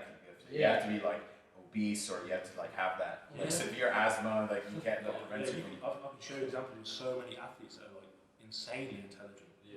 What's his name? Quarterback that plays for the San Francisco 49ers. Richard Sherman. Sherman. He went to Stanford. 4.1 GPA. Yeah. 4.6 GPA. And the thing is, he didn't even come from wealth. He literally grew up in Compton. Yeah. He was like, his mom wasn't really a good mom. His dad wasn't really a good dad. Yeah. He had no like silver spoon in his mouth. Yeah, he sees shootings every day and stuff like that. And then they were like, oh, this dude's really smart. And then they picked him up at Stanford and they're like, oh, he's also amazing at football. Yeah. Because you see that it's weird. You'd see like examples of the media in America kind of trying to shit on him a little bit because he's got dreadlocks. He's a black guy. He's very outspoken. He's loud, and he's like they use the word thug because they can't say something else. But he made the example on TV because they were talking about him getting into fights during games because like passions are like high and people get like rugby matches. Yeah. People kick off all the time. They know there's no real malice there. After the game, it's like handshakes. And that's all from a young level. Yeah. He used the example of like hockey. He said hockey they'll have a fight for 15 minutes. Yeah, they allow it. That's the end of it. No conversation. Imagine if they did that in powerlifting. He's making people are looking at him as this kind of expectation of what he should be like. Yeah. When they don't know he's actually an elite academic and an elite athlete. Yeah. He just looks a certain way, but he's like, this is just sport and people fall out. Yeah. There's no difference between that and a hockey match. But he was an elite educationally. But again, the notion that you'll have to work hard, and you'll have to do things that you don't want to do or you want to put back and you can't be consistent. Those same principles apply to education as they do with sport. On a really, really dumbed down level, like I'm nowhere near an elite athlete or whatever, but I went to university, I went to a sports university and had a freaking film degree. And the amount of people that would look at me and be like, you don't fit the... What? Yeah. I'd come out of the gym or whatever, I'd rock up to my film lectures as like protein shakes or something. They'd be like, what are you doing here, man? Yeah. Or like, you get the stereotype. People always ask me, like, oh, what do you do? What course do you do? They're like, bet it's a sports one, isn't it? I'm like, no, I don't actually play any sports. Yeah, well, I used to get, doorman or security. Yeah. But I do like a lot of coding and a lot of like analytical work and like data science kind of stuff. And you're a bit of a gaming nerd. And I'm a gaming nerd and kind of a comic book fan. I have comic book tattoos. And you just kind of, it just, again, same with all the things we've been talking about. It's your personal stance and your personal ideals and not worrying about what other people's expectations are of you. And absolutely. Seppe, did you always want to pull 300? I remember watching in here over on that desk, Alex shouting me over. He was like, yo, Seppe's about to go 302. I was like, oh shit! And there was like 3 or 4 of us behind the desk watching him pull it. We were like, that's fucking crazy. I think I remember. I'm not sure if I remember that day, but what comp would it have been? Like a year and a half? It wasn't a comp. It was probably just training. No, I'm sure it was a comp. Nah. It was probably definitely just training. I reckon because I think I remember which day you're talking about. Yeah, but we watched it. We watched the live stream. Oh no! Not like not here. Oh yeah, that was British. Yeah, that was British. That was my last comp 2 years ago. Yeah, that was the one that was in the middle of nowhere, right? Ashton. That was dramatic as well because it was I hit my opener. Yeah. Then I went for my second at 300. And you missed that. I missed it. People thought I missed it because of grip. No, I got hurt. Oh, yeah? That's when my knee problem started. I heard it there, and then my handler on the day, Lewis, he was like, "Look, like you could go for the record, and maybe the guy who went for it afterward, hit it afterwards, misses it, and you just still have a record. It's up to you. Like it's your call. Yeah. You're a big boy. You can. If you feel like you can go for it, I was like, yeah, just load it. Like it won't hurt if I try. Like I'll just let go. Yeah. And then miraculously it just came up. But I remember from that point on, it was like 3 to 4 months of rehab for that. It was tendinitis. It was tendinitis. Which is just what and I think just because of like the cold weather mixing with like intense training and then competing and all the stress. And wasn't that comp like super long? 10:30 p.m. or 9. It's like the clock right behind me as well. It's either 9:30 p.m. or 10:30 p.m. And that's one of the critiques like British powerlifting federations get. It's like, okay, fair enough. Like you want everyone to be included, but it kind of does hurt the top 3, top 5 guys that they have to do their heaviest lifts at like 10 p.m. But you expect us to perform for the sport, but you also don't make it to like an environment where it's like optimal to do so. They need to have the balance of, because it's not like other sports where you can play a football match at 10 p.m. It's like this is like physically like you have to literally be prime condition. Yeah, it's like maximum. Like your body's trying to shut down at that time. Jordan played the flu game, the infamous flu game. Shoot came out of that and all of that. And yeah, I understand that, but like that's different. That's like he's an elite athlete that's going to go home. That's been like had trainers around him all day. Yeah, the best medicine and all that kind of stuff. So like those other things are there catered for, but like it's not the same as like fucking going all the way to Newcastle and waking up at like 8 a.m., getting weighed in, and then staying for like 8 hours or whatever. So it's one of my pet peeves about the sport, and also it can easily be fixed by just making memberships higher and just I don't know, maybe getting social media, getting involved more, and just making it more marketable. But it's different for me because I was sitting in the super heavyweight category, so there's just less people. Yeah, so their flights, loads of people. His flights are like 5 people, one flight, 10 people, and it's like, oh, you get to know each other and stuff. For 83s and 74s, it's like, oh, I gotta wait for flight A, B, C, so many people that just walk around at 83 kilos. Versus like heavy lifters. There's much fewer of us. How did you get into powerlifting? So I played football. I played academy football until I was like 17, 18. Yeah. I pretty much stopped at 18 because it was like school was getting serious, and to be honest, I was pretty realistic. I was like, I could get, and I did get scholarship offers to play in the US. Yeah. My parents were like, just go to uni, get a good degree, and like build something from that, because you're not going to get a good degree being a student athlete. To be fair, they were right, because everyone I know who did go there, they're like communication, but it's like, what is that? So I was like, I'll go into STEM and then specialize onto a master's or like a post-grad course. So that kind of straight away. But I started the gym because I turned 16 or 17 at the time, and I got my first membership. One of my boys who was like 2 years older than me or 3 years, he was at uni, he started powerlifting. He was like, oh, you should try this. Like, it's a sport where you just do 3 lifts. And then I was like, I kind of put it on the side. I went to the gym just to like lift weights and get stronger before playing football. And then I was like, you know what, like let's just try it out. And then I think I did Wendler 531 as my first program. And it's like it's small, it's small. But you know, you're 17, 18, you are around other 17 and 8-year-olds. You think you're invincible, so you max out like every week. Oh dude, I put like 25 kilos onto every lift, dude. We still do that. We still do that. He said my brother 531 like 10 years ago. And I'm still using that. To me, and they're not at a level where I would say like they need a coach or they need those input and say do this because it just works and it's like simple and it'll give you an understanding of your body. Try and test. Yeah. First comp was at 18 here though, because they didn't have a federation in Bahrain. So what went in? What your first year of uni? Yeah. So was it uni chaps? No, it was Greater London. It was a local meet.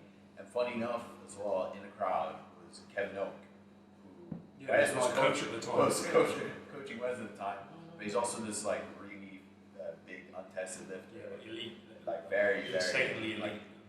900-pound squatter or 800. About looks like 800-pound squat. Like high bar in flat shoes with depth sleeves. For days. Because we always have this like kind of like high horse in IPF mentality because we compete in the IPF about like squat depth. So whenever we see an athlete like Kevin Oak, he squat to depth in untested, you're just like it's major respect for him. Yeah, and he walks out. He sent me a picture of himself with him. Yeah, I took a picture after the comp, and it was funny because he had his hoodie up and he didn't want to be seen because you're in a room full of powerlifters, you're gonna recognize Kevin Oak.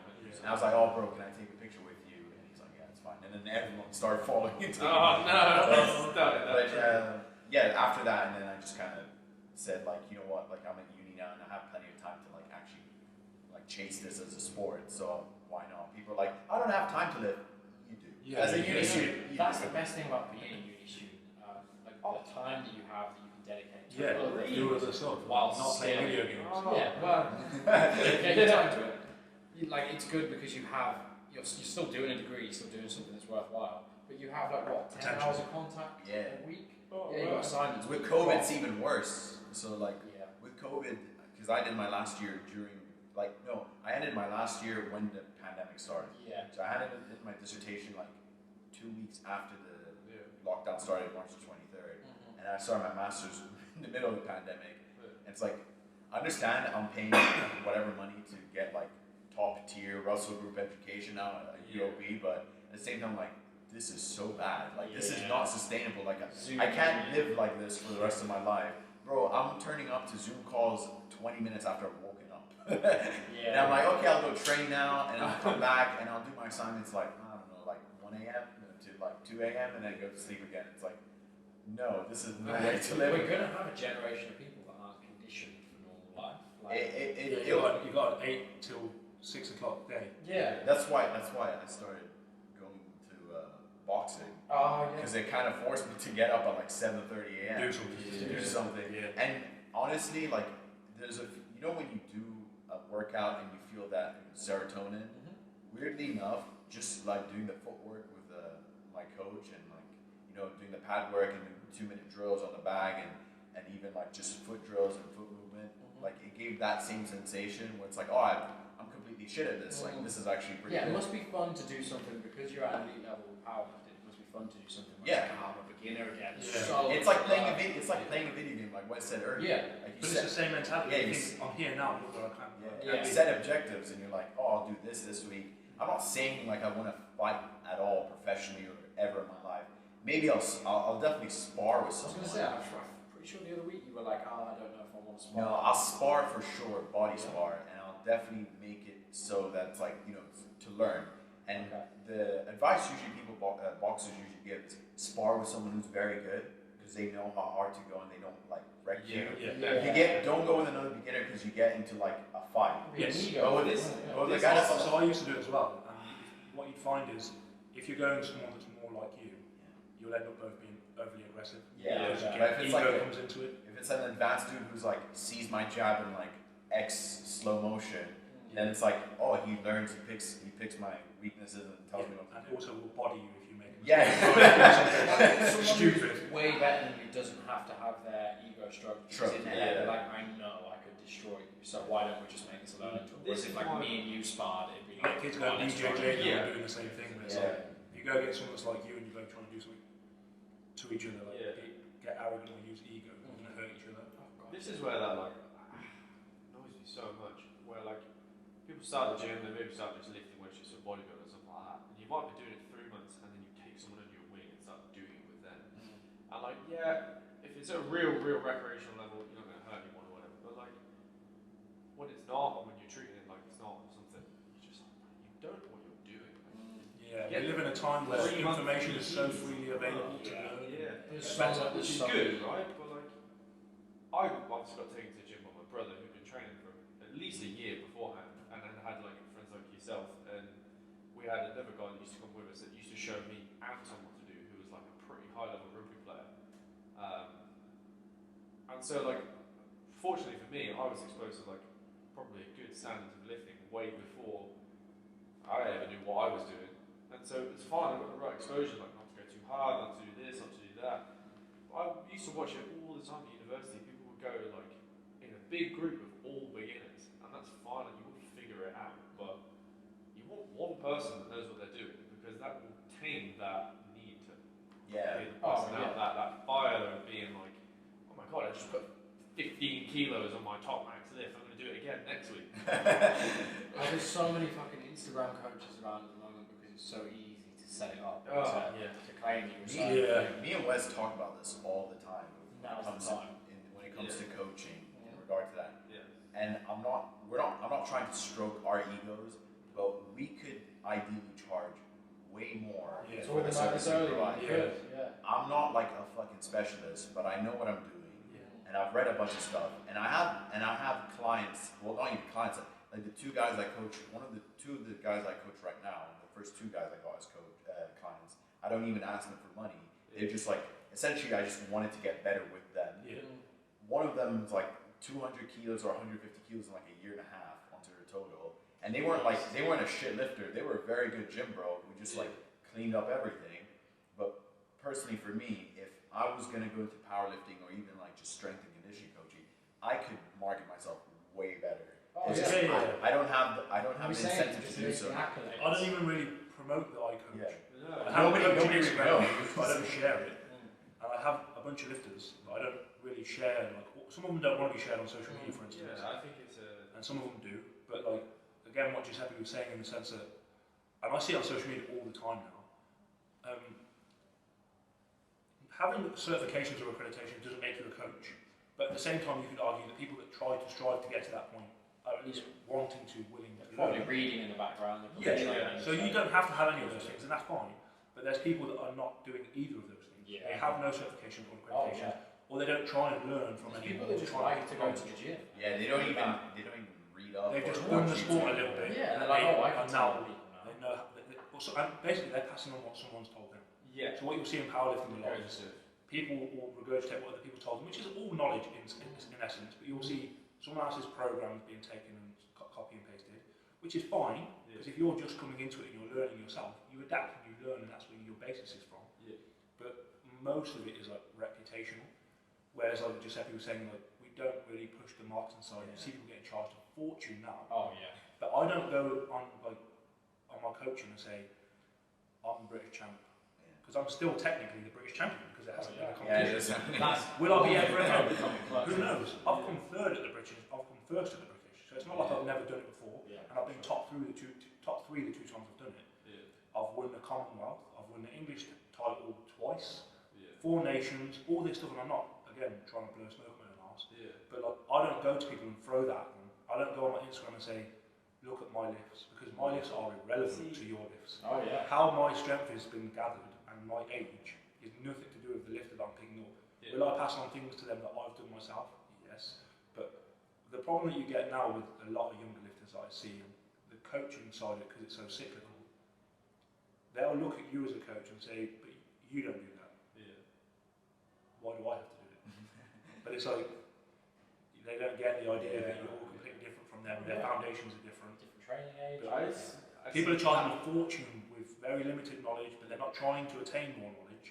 They're passing on what their coach has done to them to someone else. Well, we're getting drilled into us now, like as a society, it's all about building a brand. So people are trying to build their brand, and it's like a lack of like, no, you should build skills, knowledge, and all this background stuff. People are like, we need a sexy logo, we need cool hashtags, and that'll. And it kind of works. But it works. Yeah, I can't really know shit on people for doing it because it works. Yeah. And I completely agree. You get exactly that. Like people want to almost be you if you're coaching, but I get it so many times. Is like I see other people in my field and like pretty current in it because it's literally what I do. I have a social media presence for it all, and you end up instead of coaching people, you're just making little mini me's of yourself. Yeah. People don't know how to coach. They kind of just go, well, this is what I did. It works for me, so you can do that too.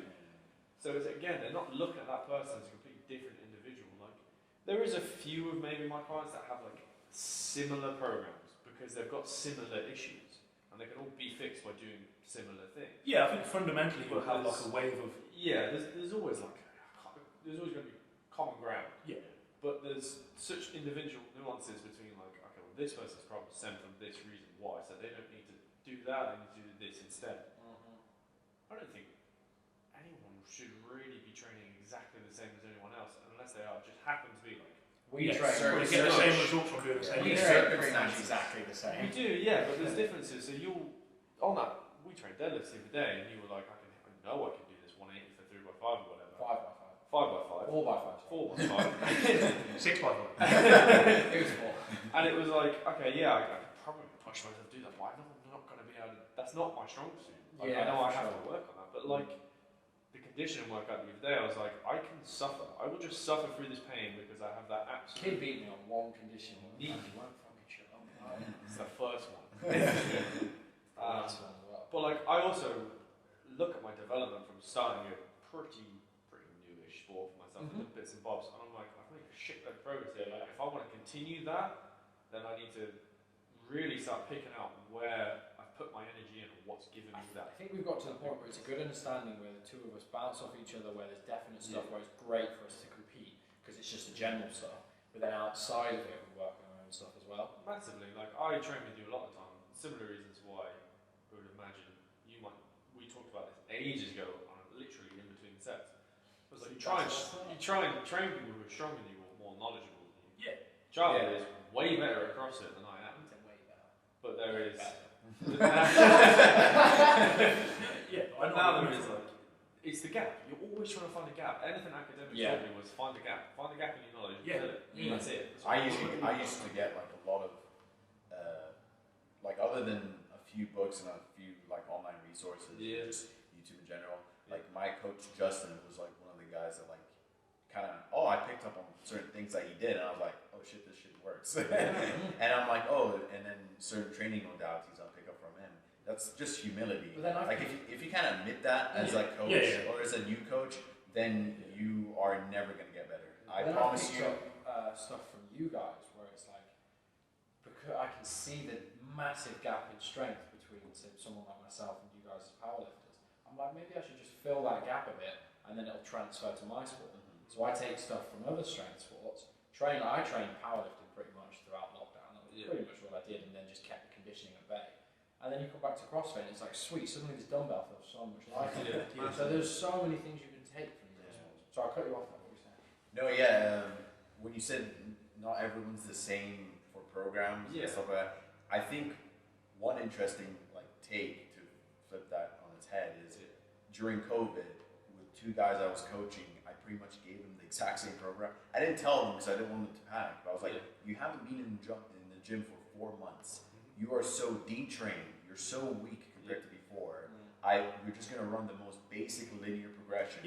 And then we're gonna adjust week to week. Even day to day, if you're like, oh coach, this is too high percentage in the minute, then okay, whatever, just drop it 5%, keep doing the workout. Just get the volume in and get the stimulus in. Work perfectly. Do I have that template saved as like a COVID thing? Yes, I do. I did exactly the same thing. Like, for people that were coming to me that this was when we were out of lockdown initially. The first one. Yeah, I basically built a program that was RPE based, but give people like a breakdown, like a full page sheet with text of how this works, how it should work, how to leave some in the tank, come back in the gym, build a base, don't annihilate yourself, don't push yourself too hard, just get the fundamentals in there. And a bunch of people came to me and took that from me and said they learned some stuff. Some people were powerlifters, some people weren't powerlifters at all, and they built a fundamental base up, and they emailed me saying, oh, I've learned so much from this, and then they say, what should I do next? Yeah, see, that's the thing that we've got, it's that common circumstance. So I do have people on the same programs, similar programs, that's because they've got that same circumstance that they've both got, let's say, really terrible upper body strength.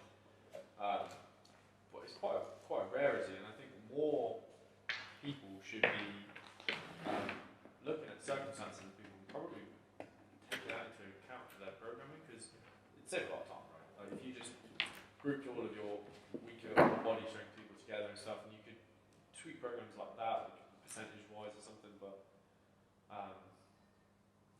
certain principles as well are like applicable to everyone. Yeah. Like in powerlifting, no one really like squats every day. Yeah. No one, because like if you're natural, that's not going to be a nice thing. And B, like it just takes away from deadlifting and benching. Like it takes away from I feel like the balance between squatting and deadlifting is so delicate. Like, it's probably the bench that's the difficult one to position in a powerlifting workout. Oh yeah? Because your squat and your deadlift, your squat more so will impact how effective you are on your bench. Your elbows, like your upper. You'd be surprised if you low bar squat and you're doing like a really big workout, and then you have like 5 back offs. You're gonna be like, I can't even hold the bar comfortably at the top. So wait, let's go into that. So low bar squatting makes benching more difficult. It's more taxing on your elbows and your shoulders. So I don't low bar squat ever.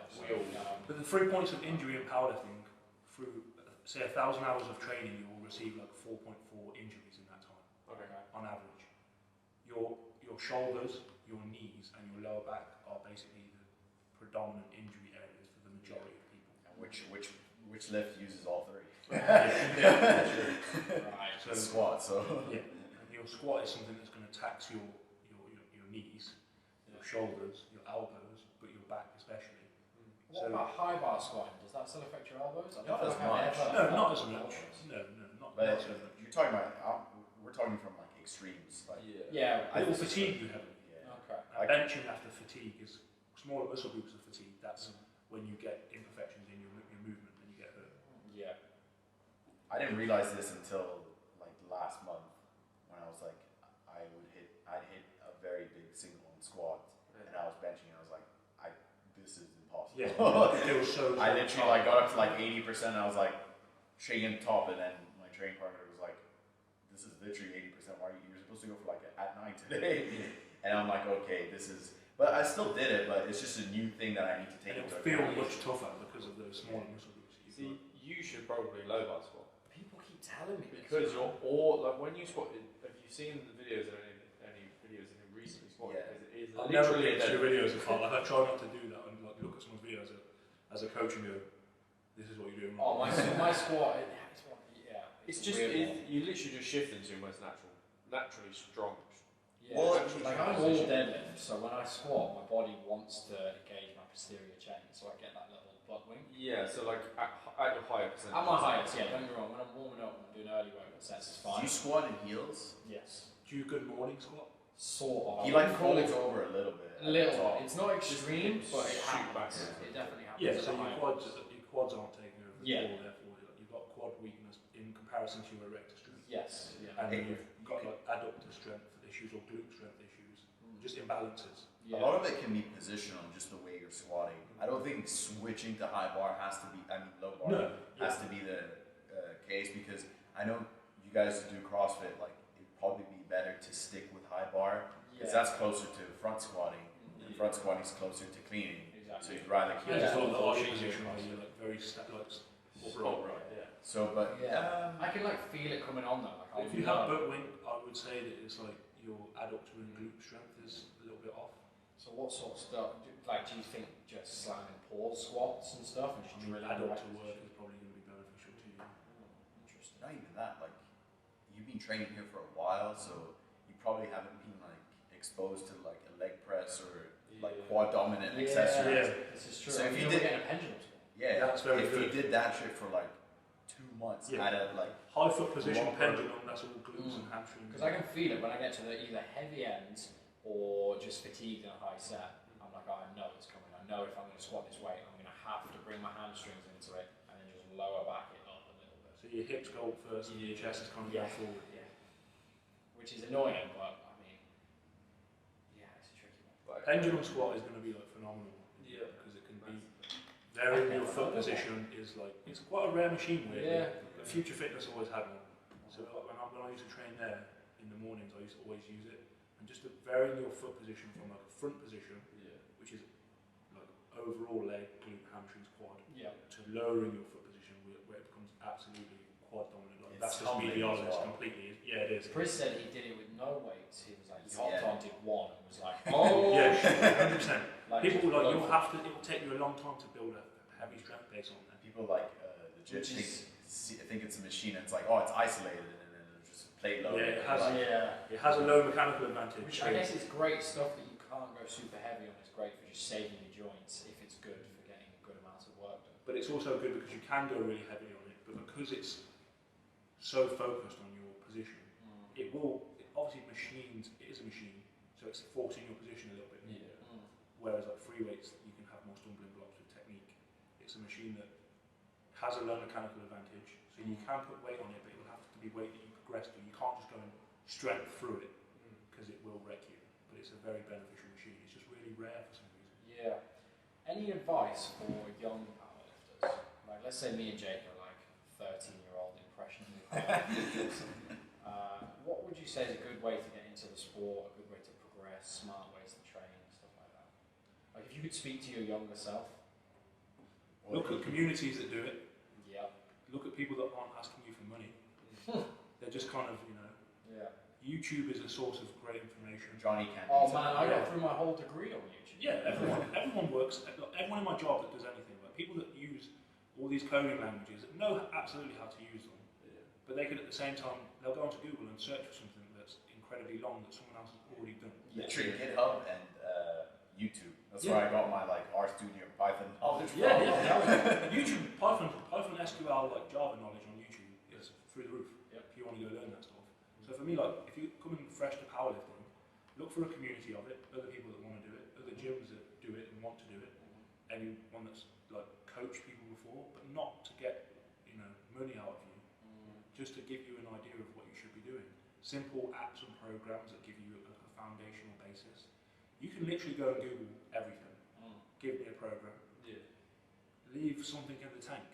You don't need to annihilate yourself.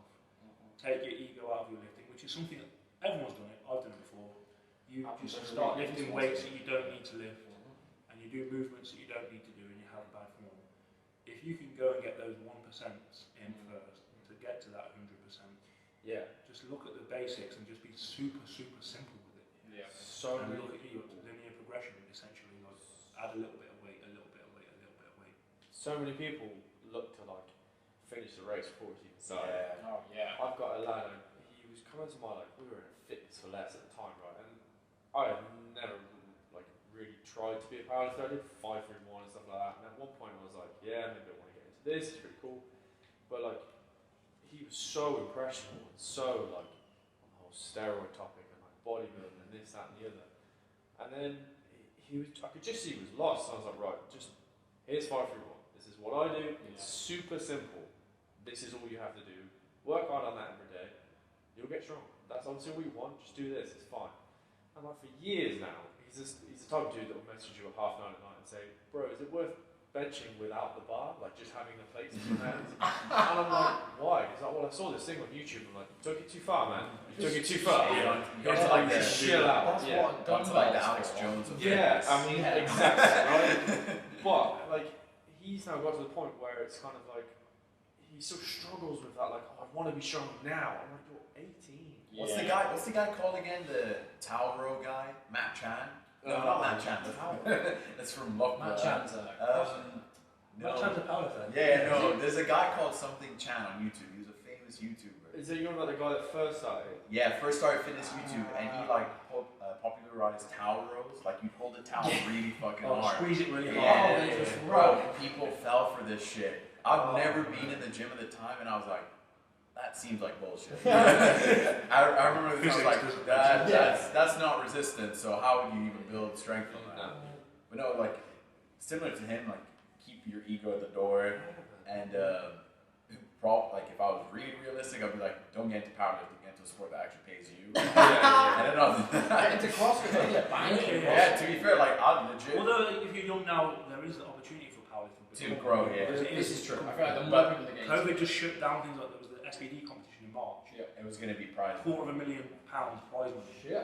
That's for the elite of the elite. If you're very young now, that's something that you can have in the future. Yeah. I would say, yeah, keep your ego at the door and probably try to always enjoy it because you don't want the one thing that you enjoy doing to become the thing that you don't enjoy. I see a few people that I'm like, oh, it doesn't look like you enjoy it. A lot of younger powerlifters are trying to cut weight before their first comp. Yeah. They're trying to like do it out the way. peak incorrectly, and it's just like they're buying all this equipment they don't need, and they're spending a fortune on like. I get it because I used to be a sneaker fiend playing basketball. There's always brand new pair of shoes. The SPD, like the new, like so basically SPD apparel released, like, to be fair, they redid their singlets, but before that, all they did was like new color, new color. People will always buy all of it, and it's like that's fine if that's what you want to do. Yeah. But those are not what makes you live there.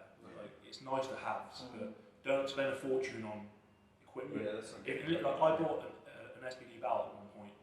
It was like £160, but I knew that it was something that I would fall back on a lot and use for a long time.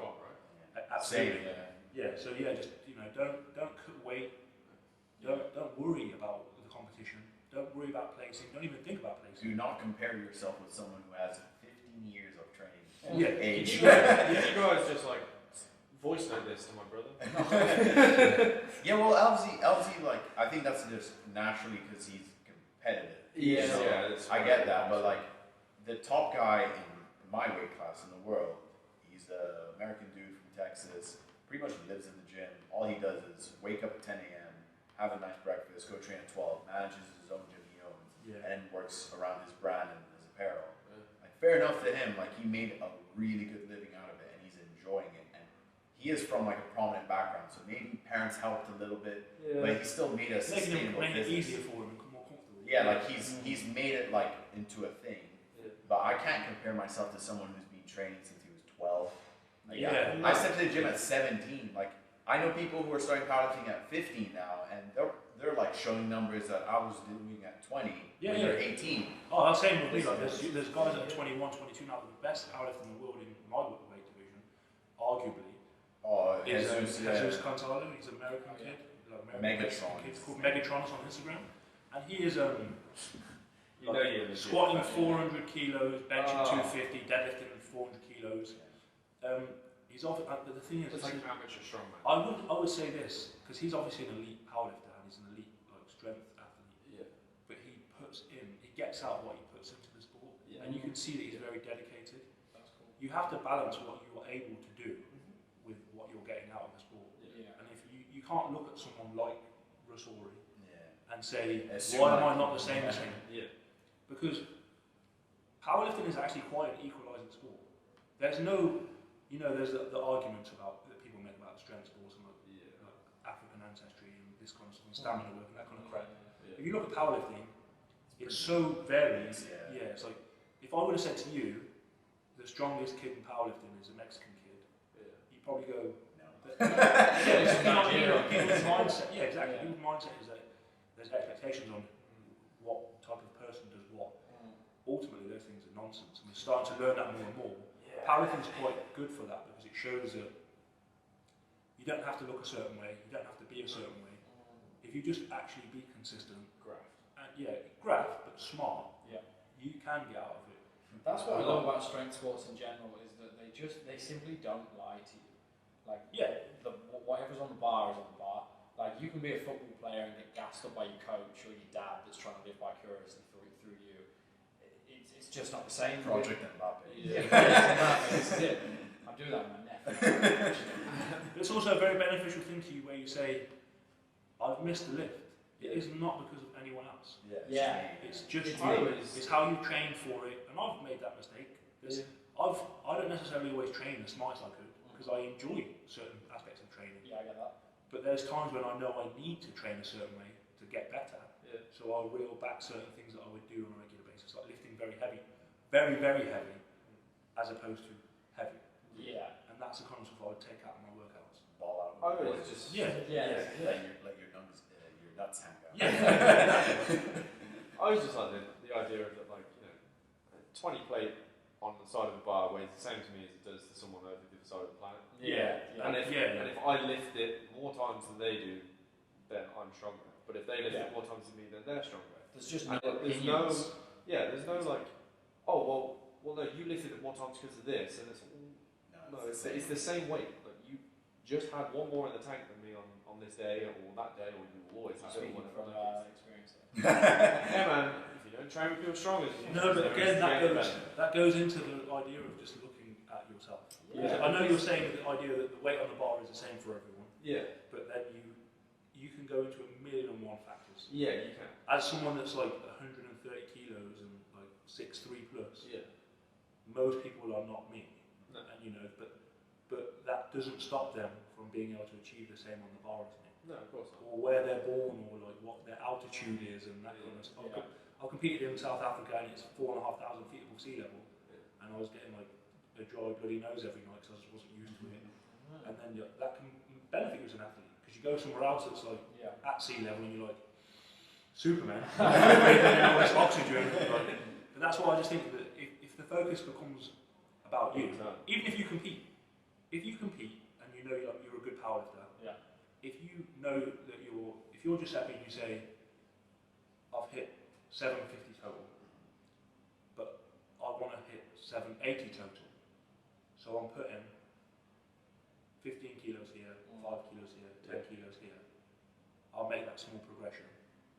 If you hit those numbers and you go to a comp, let's say you get annihilated, let's say you come last. You come last, but you still hit those numbers. Are you pissed off with that? Do you know what I mean? So, I mean, if I went to a competition, if I go to my next comp and I hit 920 plus, which is £2,000, right? 910 kilos is £2,000. If I hit 910 plus, I'm very happy with that.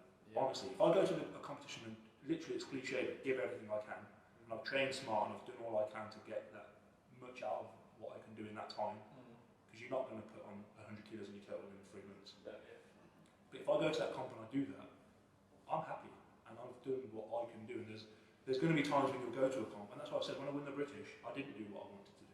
So even though I'd won, I wasn't super happy because it was nothing to do with anyone else. It's the training I put into it and the expectation that I had out of that training block, and I didn't achieve that. So I nearly asked when we were talking about British.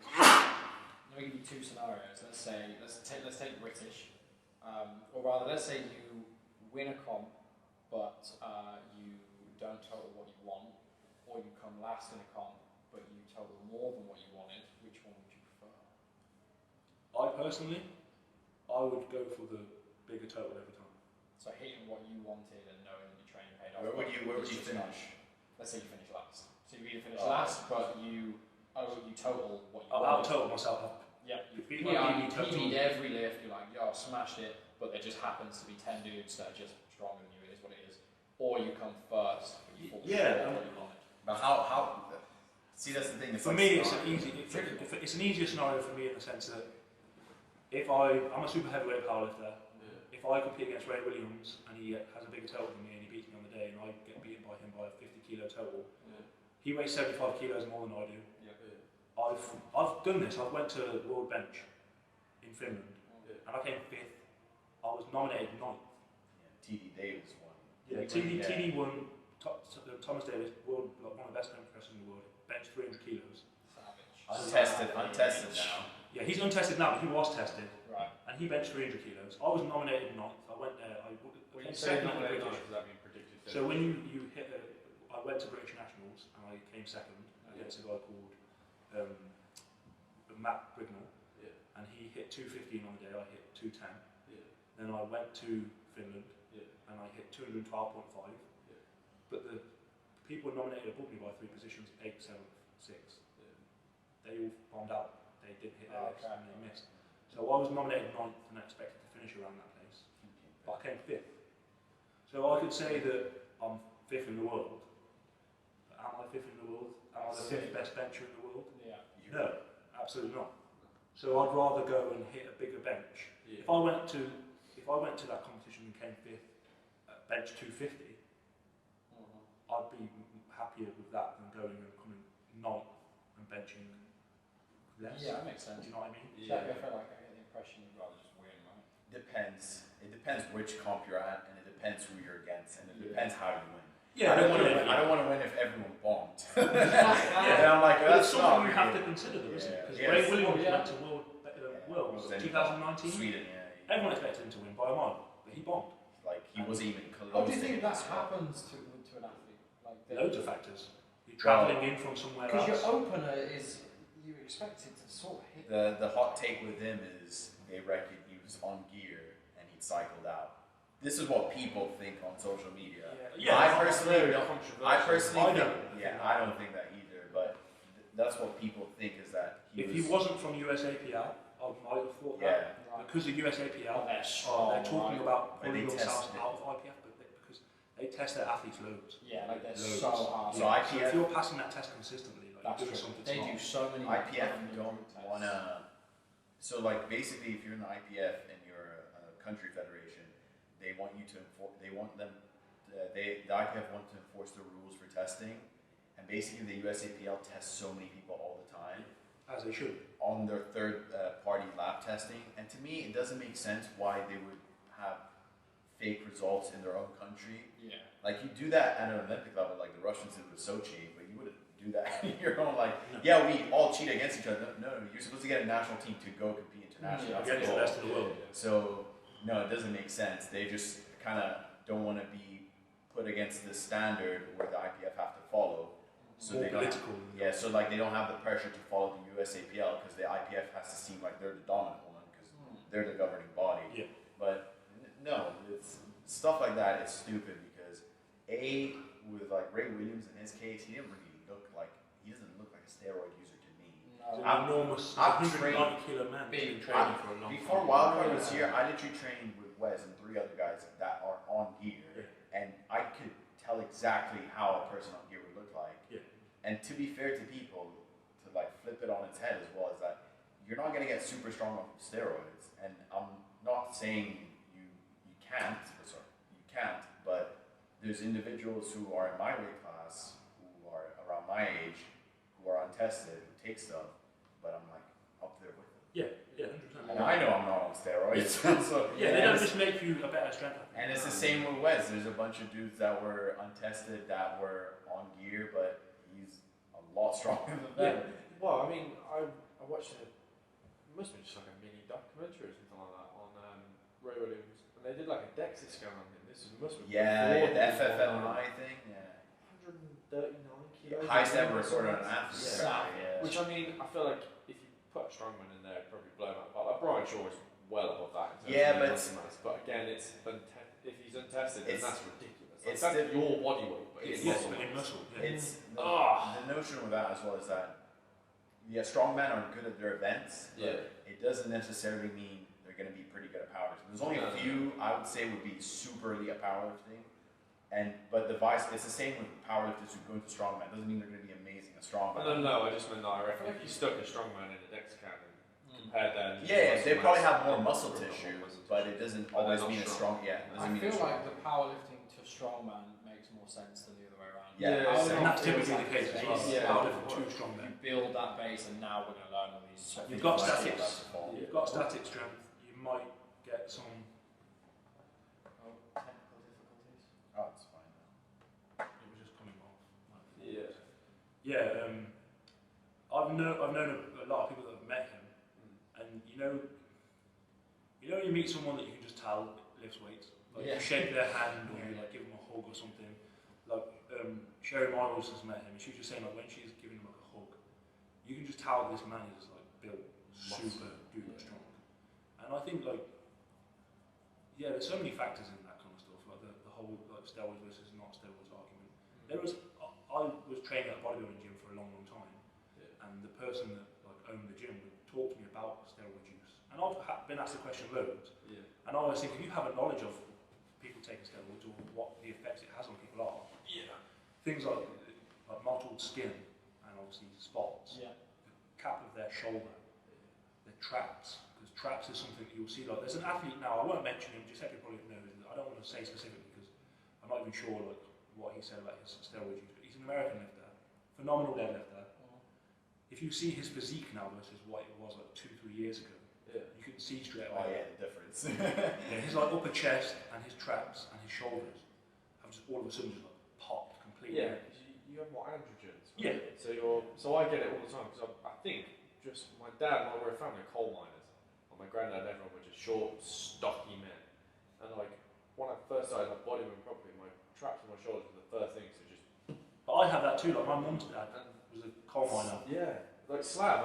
First time I sat down, he was like, "Your traps are massive." And our asked me, he's like, "You know, the gear." I was like, "No, I just." If you look at like your shoulder cap, there's more of like with me as well. I've got big shoulders, but it goes more like straight down. And I'm not saying that that's an only factor to say that I'm not on steroids. But it's something you can typically see in like, especially like if you're lean, you'll see that certain muscle groups will grow like disproportionately. I've done harder muscle groups to grow as well. I've done an in-body scan, as you know, like pretty much every month on the month since we got it, almost at the same time. And my my segmental fat mass analysis is just never really changed in my body. It's always just been super low. I just don't carry fat there. So like, I reckon even if I had like tiny freaking traps or whatever, I would look like I've got massive ones because I don't carry a lot of fat. Yes. And it's hard to kind of judge that, but I think steroids to bodybuilding and steroids to powerlifting are very different, right? You've got to be on different ones. It would be the same. It's like same sort of thing. And obviously, weightlifting and powerlifting is like the Easter bloc. Usually, we call it the Easter bloc. The Eastern European countries, they usually go for stanzol. That's like the go-to. I don't even know what the fuck. It's testosterone based. Okay. It's very much pushed by state to take this one and they provide it. Am I right in saying? I mean, I don't really know. I'm taking a guess here that would increase your ability to train, so like your endurance of it, maybe. Yeah. And then anabolic steroids would be like for growing lean tissue. The androgen. And to make tissue. Yeah. So because you have so your muscle has what's called the pronation angle. Yeah. So you'll get someone like the prime example of this. No offense, Tony, if you ever hear this. Tony Cliff is one of the strongest powerlifters in the world. Yeah. If you were to see him, you'd know that he obviously does some kind of strength sport. Yeah. But you wouldn't say that he looks enormous, particularly. And he's a European heritage, so he doesn't carry like I've got black ancestry, so like, my arms are naturally like quite big, and you know like my muscles carried a certain way, which probably makes you look more athletic. Yeah. Whereas he doesn't necessarily look like that, but the angle of your muscle, like the parallel of your fibres, the more you go towards that 45 degrees, the more you will build for basically power movements. Yeah, it is, I can send you some stuff about it, and it's something that people won't necessarily know, but the straighter it is, the more it will have volume, and the higher the angle, the lower volume that it has, but the more force you can generate. And there's like a mystical position where if you could reach this angle, I think it's 45 degrees is the maximum limit. If you could like be perfectly on that with all your muscles, you'd be able to lift like anything. So I think there's like a weird like, rule about if all your muscle fibers in your body could pull in one direction at the same time, you'd lift like 70 tons. Obviously, you obviously can't do that. But that's where like powerlifting, you'll get a balance now where you're getting more athletes that look like bodybuilders. Yeah, all the CrossFitters look like bodybuilders now. Yes, they're just ridiculous, aren't they? But you know, like hypertrophy and like muscle gain is always beneficial to lifting more weight. Yeah. But knowing that you're stronger, if you can lift more weight, you've got more muscle. And if you've got more muscle, you can lift more weight. You see what I mean? Like, it's a simple principle, right? Any closing remarks? We've just gone over the 2-hour mark, but we also feel like natural close now. I hope this is like the last closing remark. No, just enjoy have fun. What, in regard to what, just lifting? Life, lifting. Have fun. So lifting life, your work. Realise that you can do more. Yeah. And I don't mean do more as in you have to do more, but you're capable of doing more. Wes gave me a good piece of advice a while ago, which was never work in definitives and never say you won't do something. Yeah. And like, we were having a conversation about other life things, and I just said, not everything has to be black and white, don't be definitive. You know, it's okay to, a lot of people say, you know, essentially never say never. Yeah. Don't tell yourself you're never going to do something ever again, or you're never going to do that, you're never going to speak to this person or lift this weight or do that or this and the other. Be less definitive and just say, be like water, my friend. Which camera is the main one? Is that one? Okay. So like, what's his name? Joey Diaz? Yeah. Like, just go on his Twitter every day and just read one of his tweets about doing stuff with your balls out or whatever. So essentially just do everything with confidence, even if you're trash at it. Because like, you're going to be more motivated if you go with a positive mindset, as corny as it sounds. But yeah, have fun. Get after it. Don't take it too seriously. Yeah. Learn from your mistakes. And you don't have to do drugs to get good at it. Yeah. You know? Pretty much. Especially the 16-year-olds who might see this, or well, not see this, but like 16-year-olds who might hear similar thoughts. Where don't be influenced by what other people think of Yeah. you to make you make life decisions that will change your life forever. Spot. Some quality sound bites at the end there. All appreciate it. Thank you very much. No problem. Wildcard out. Wildcard out.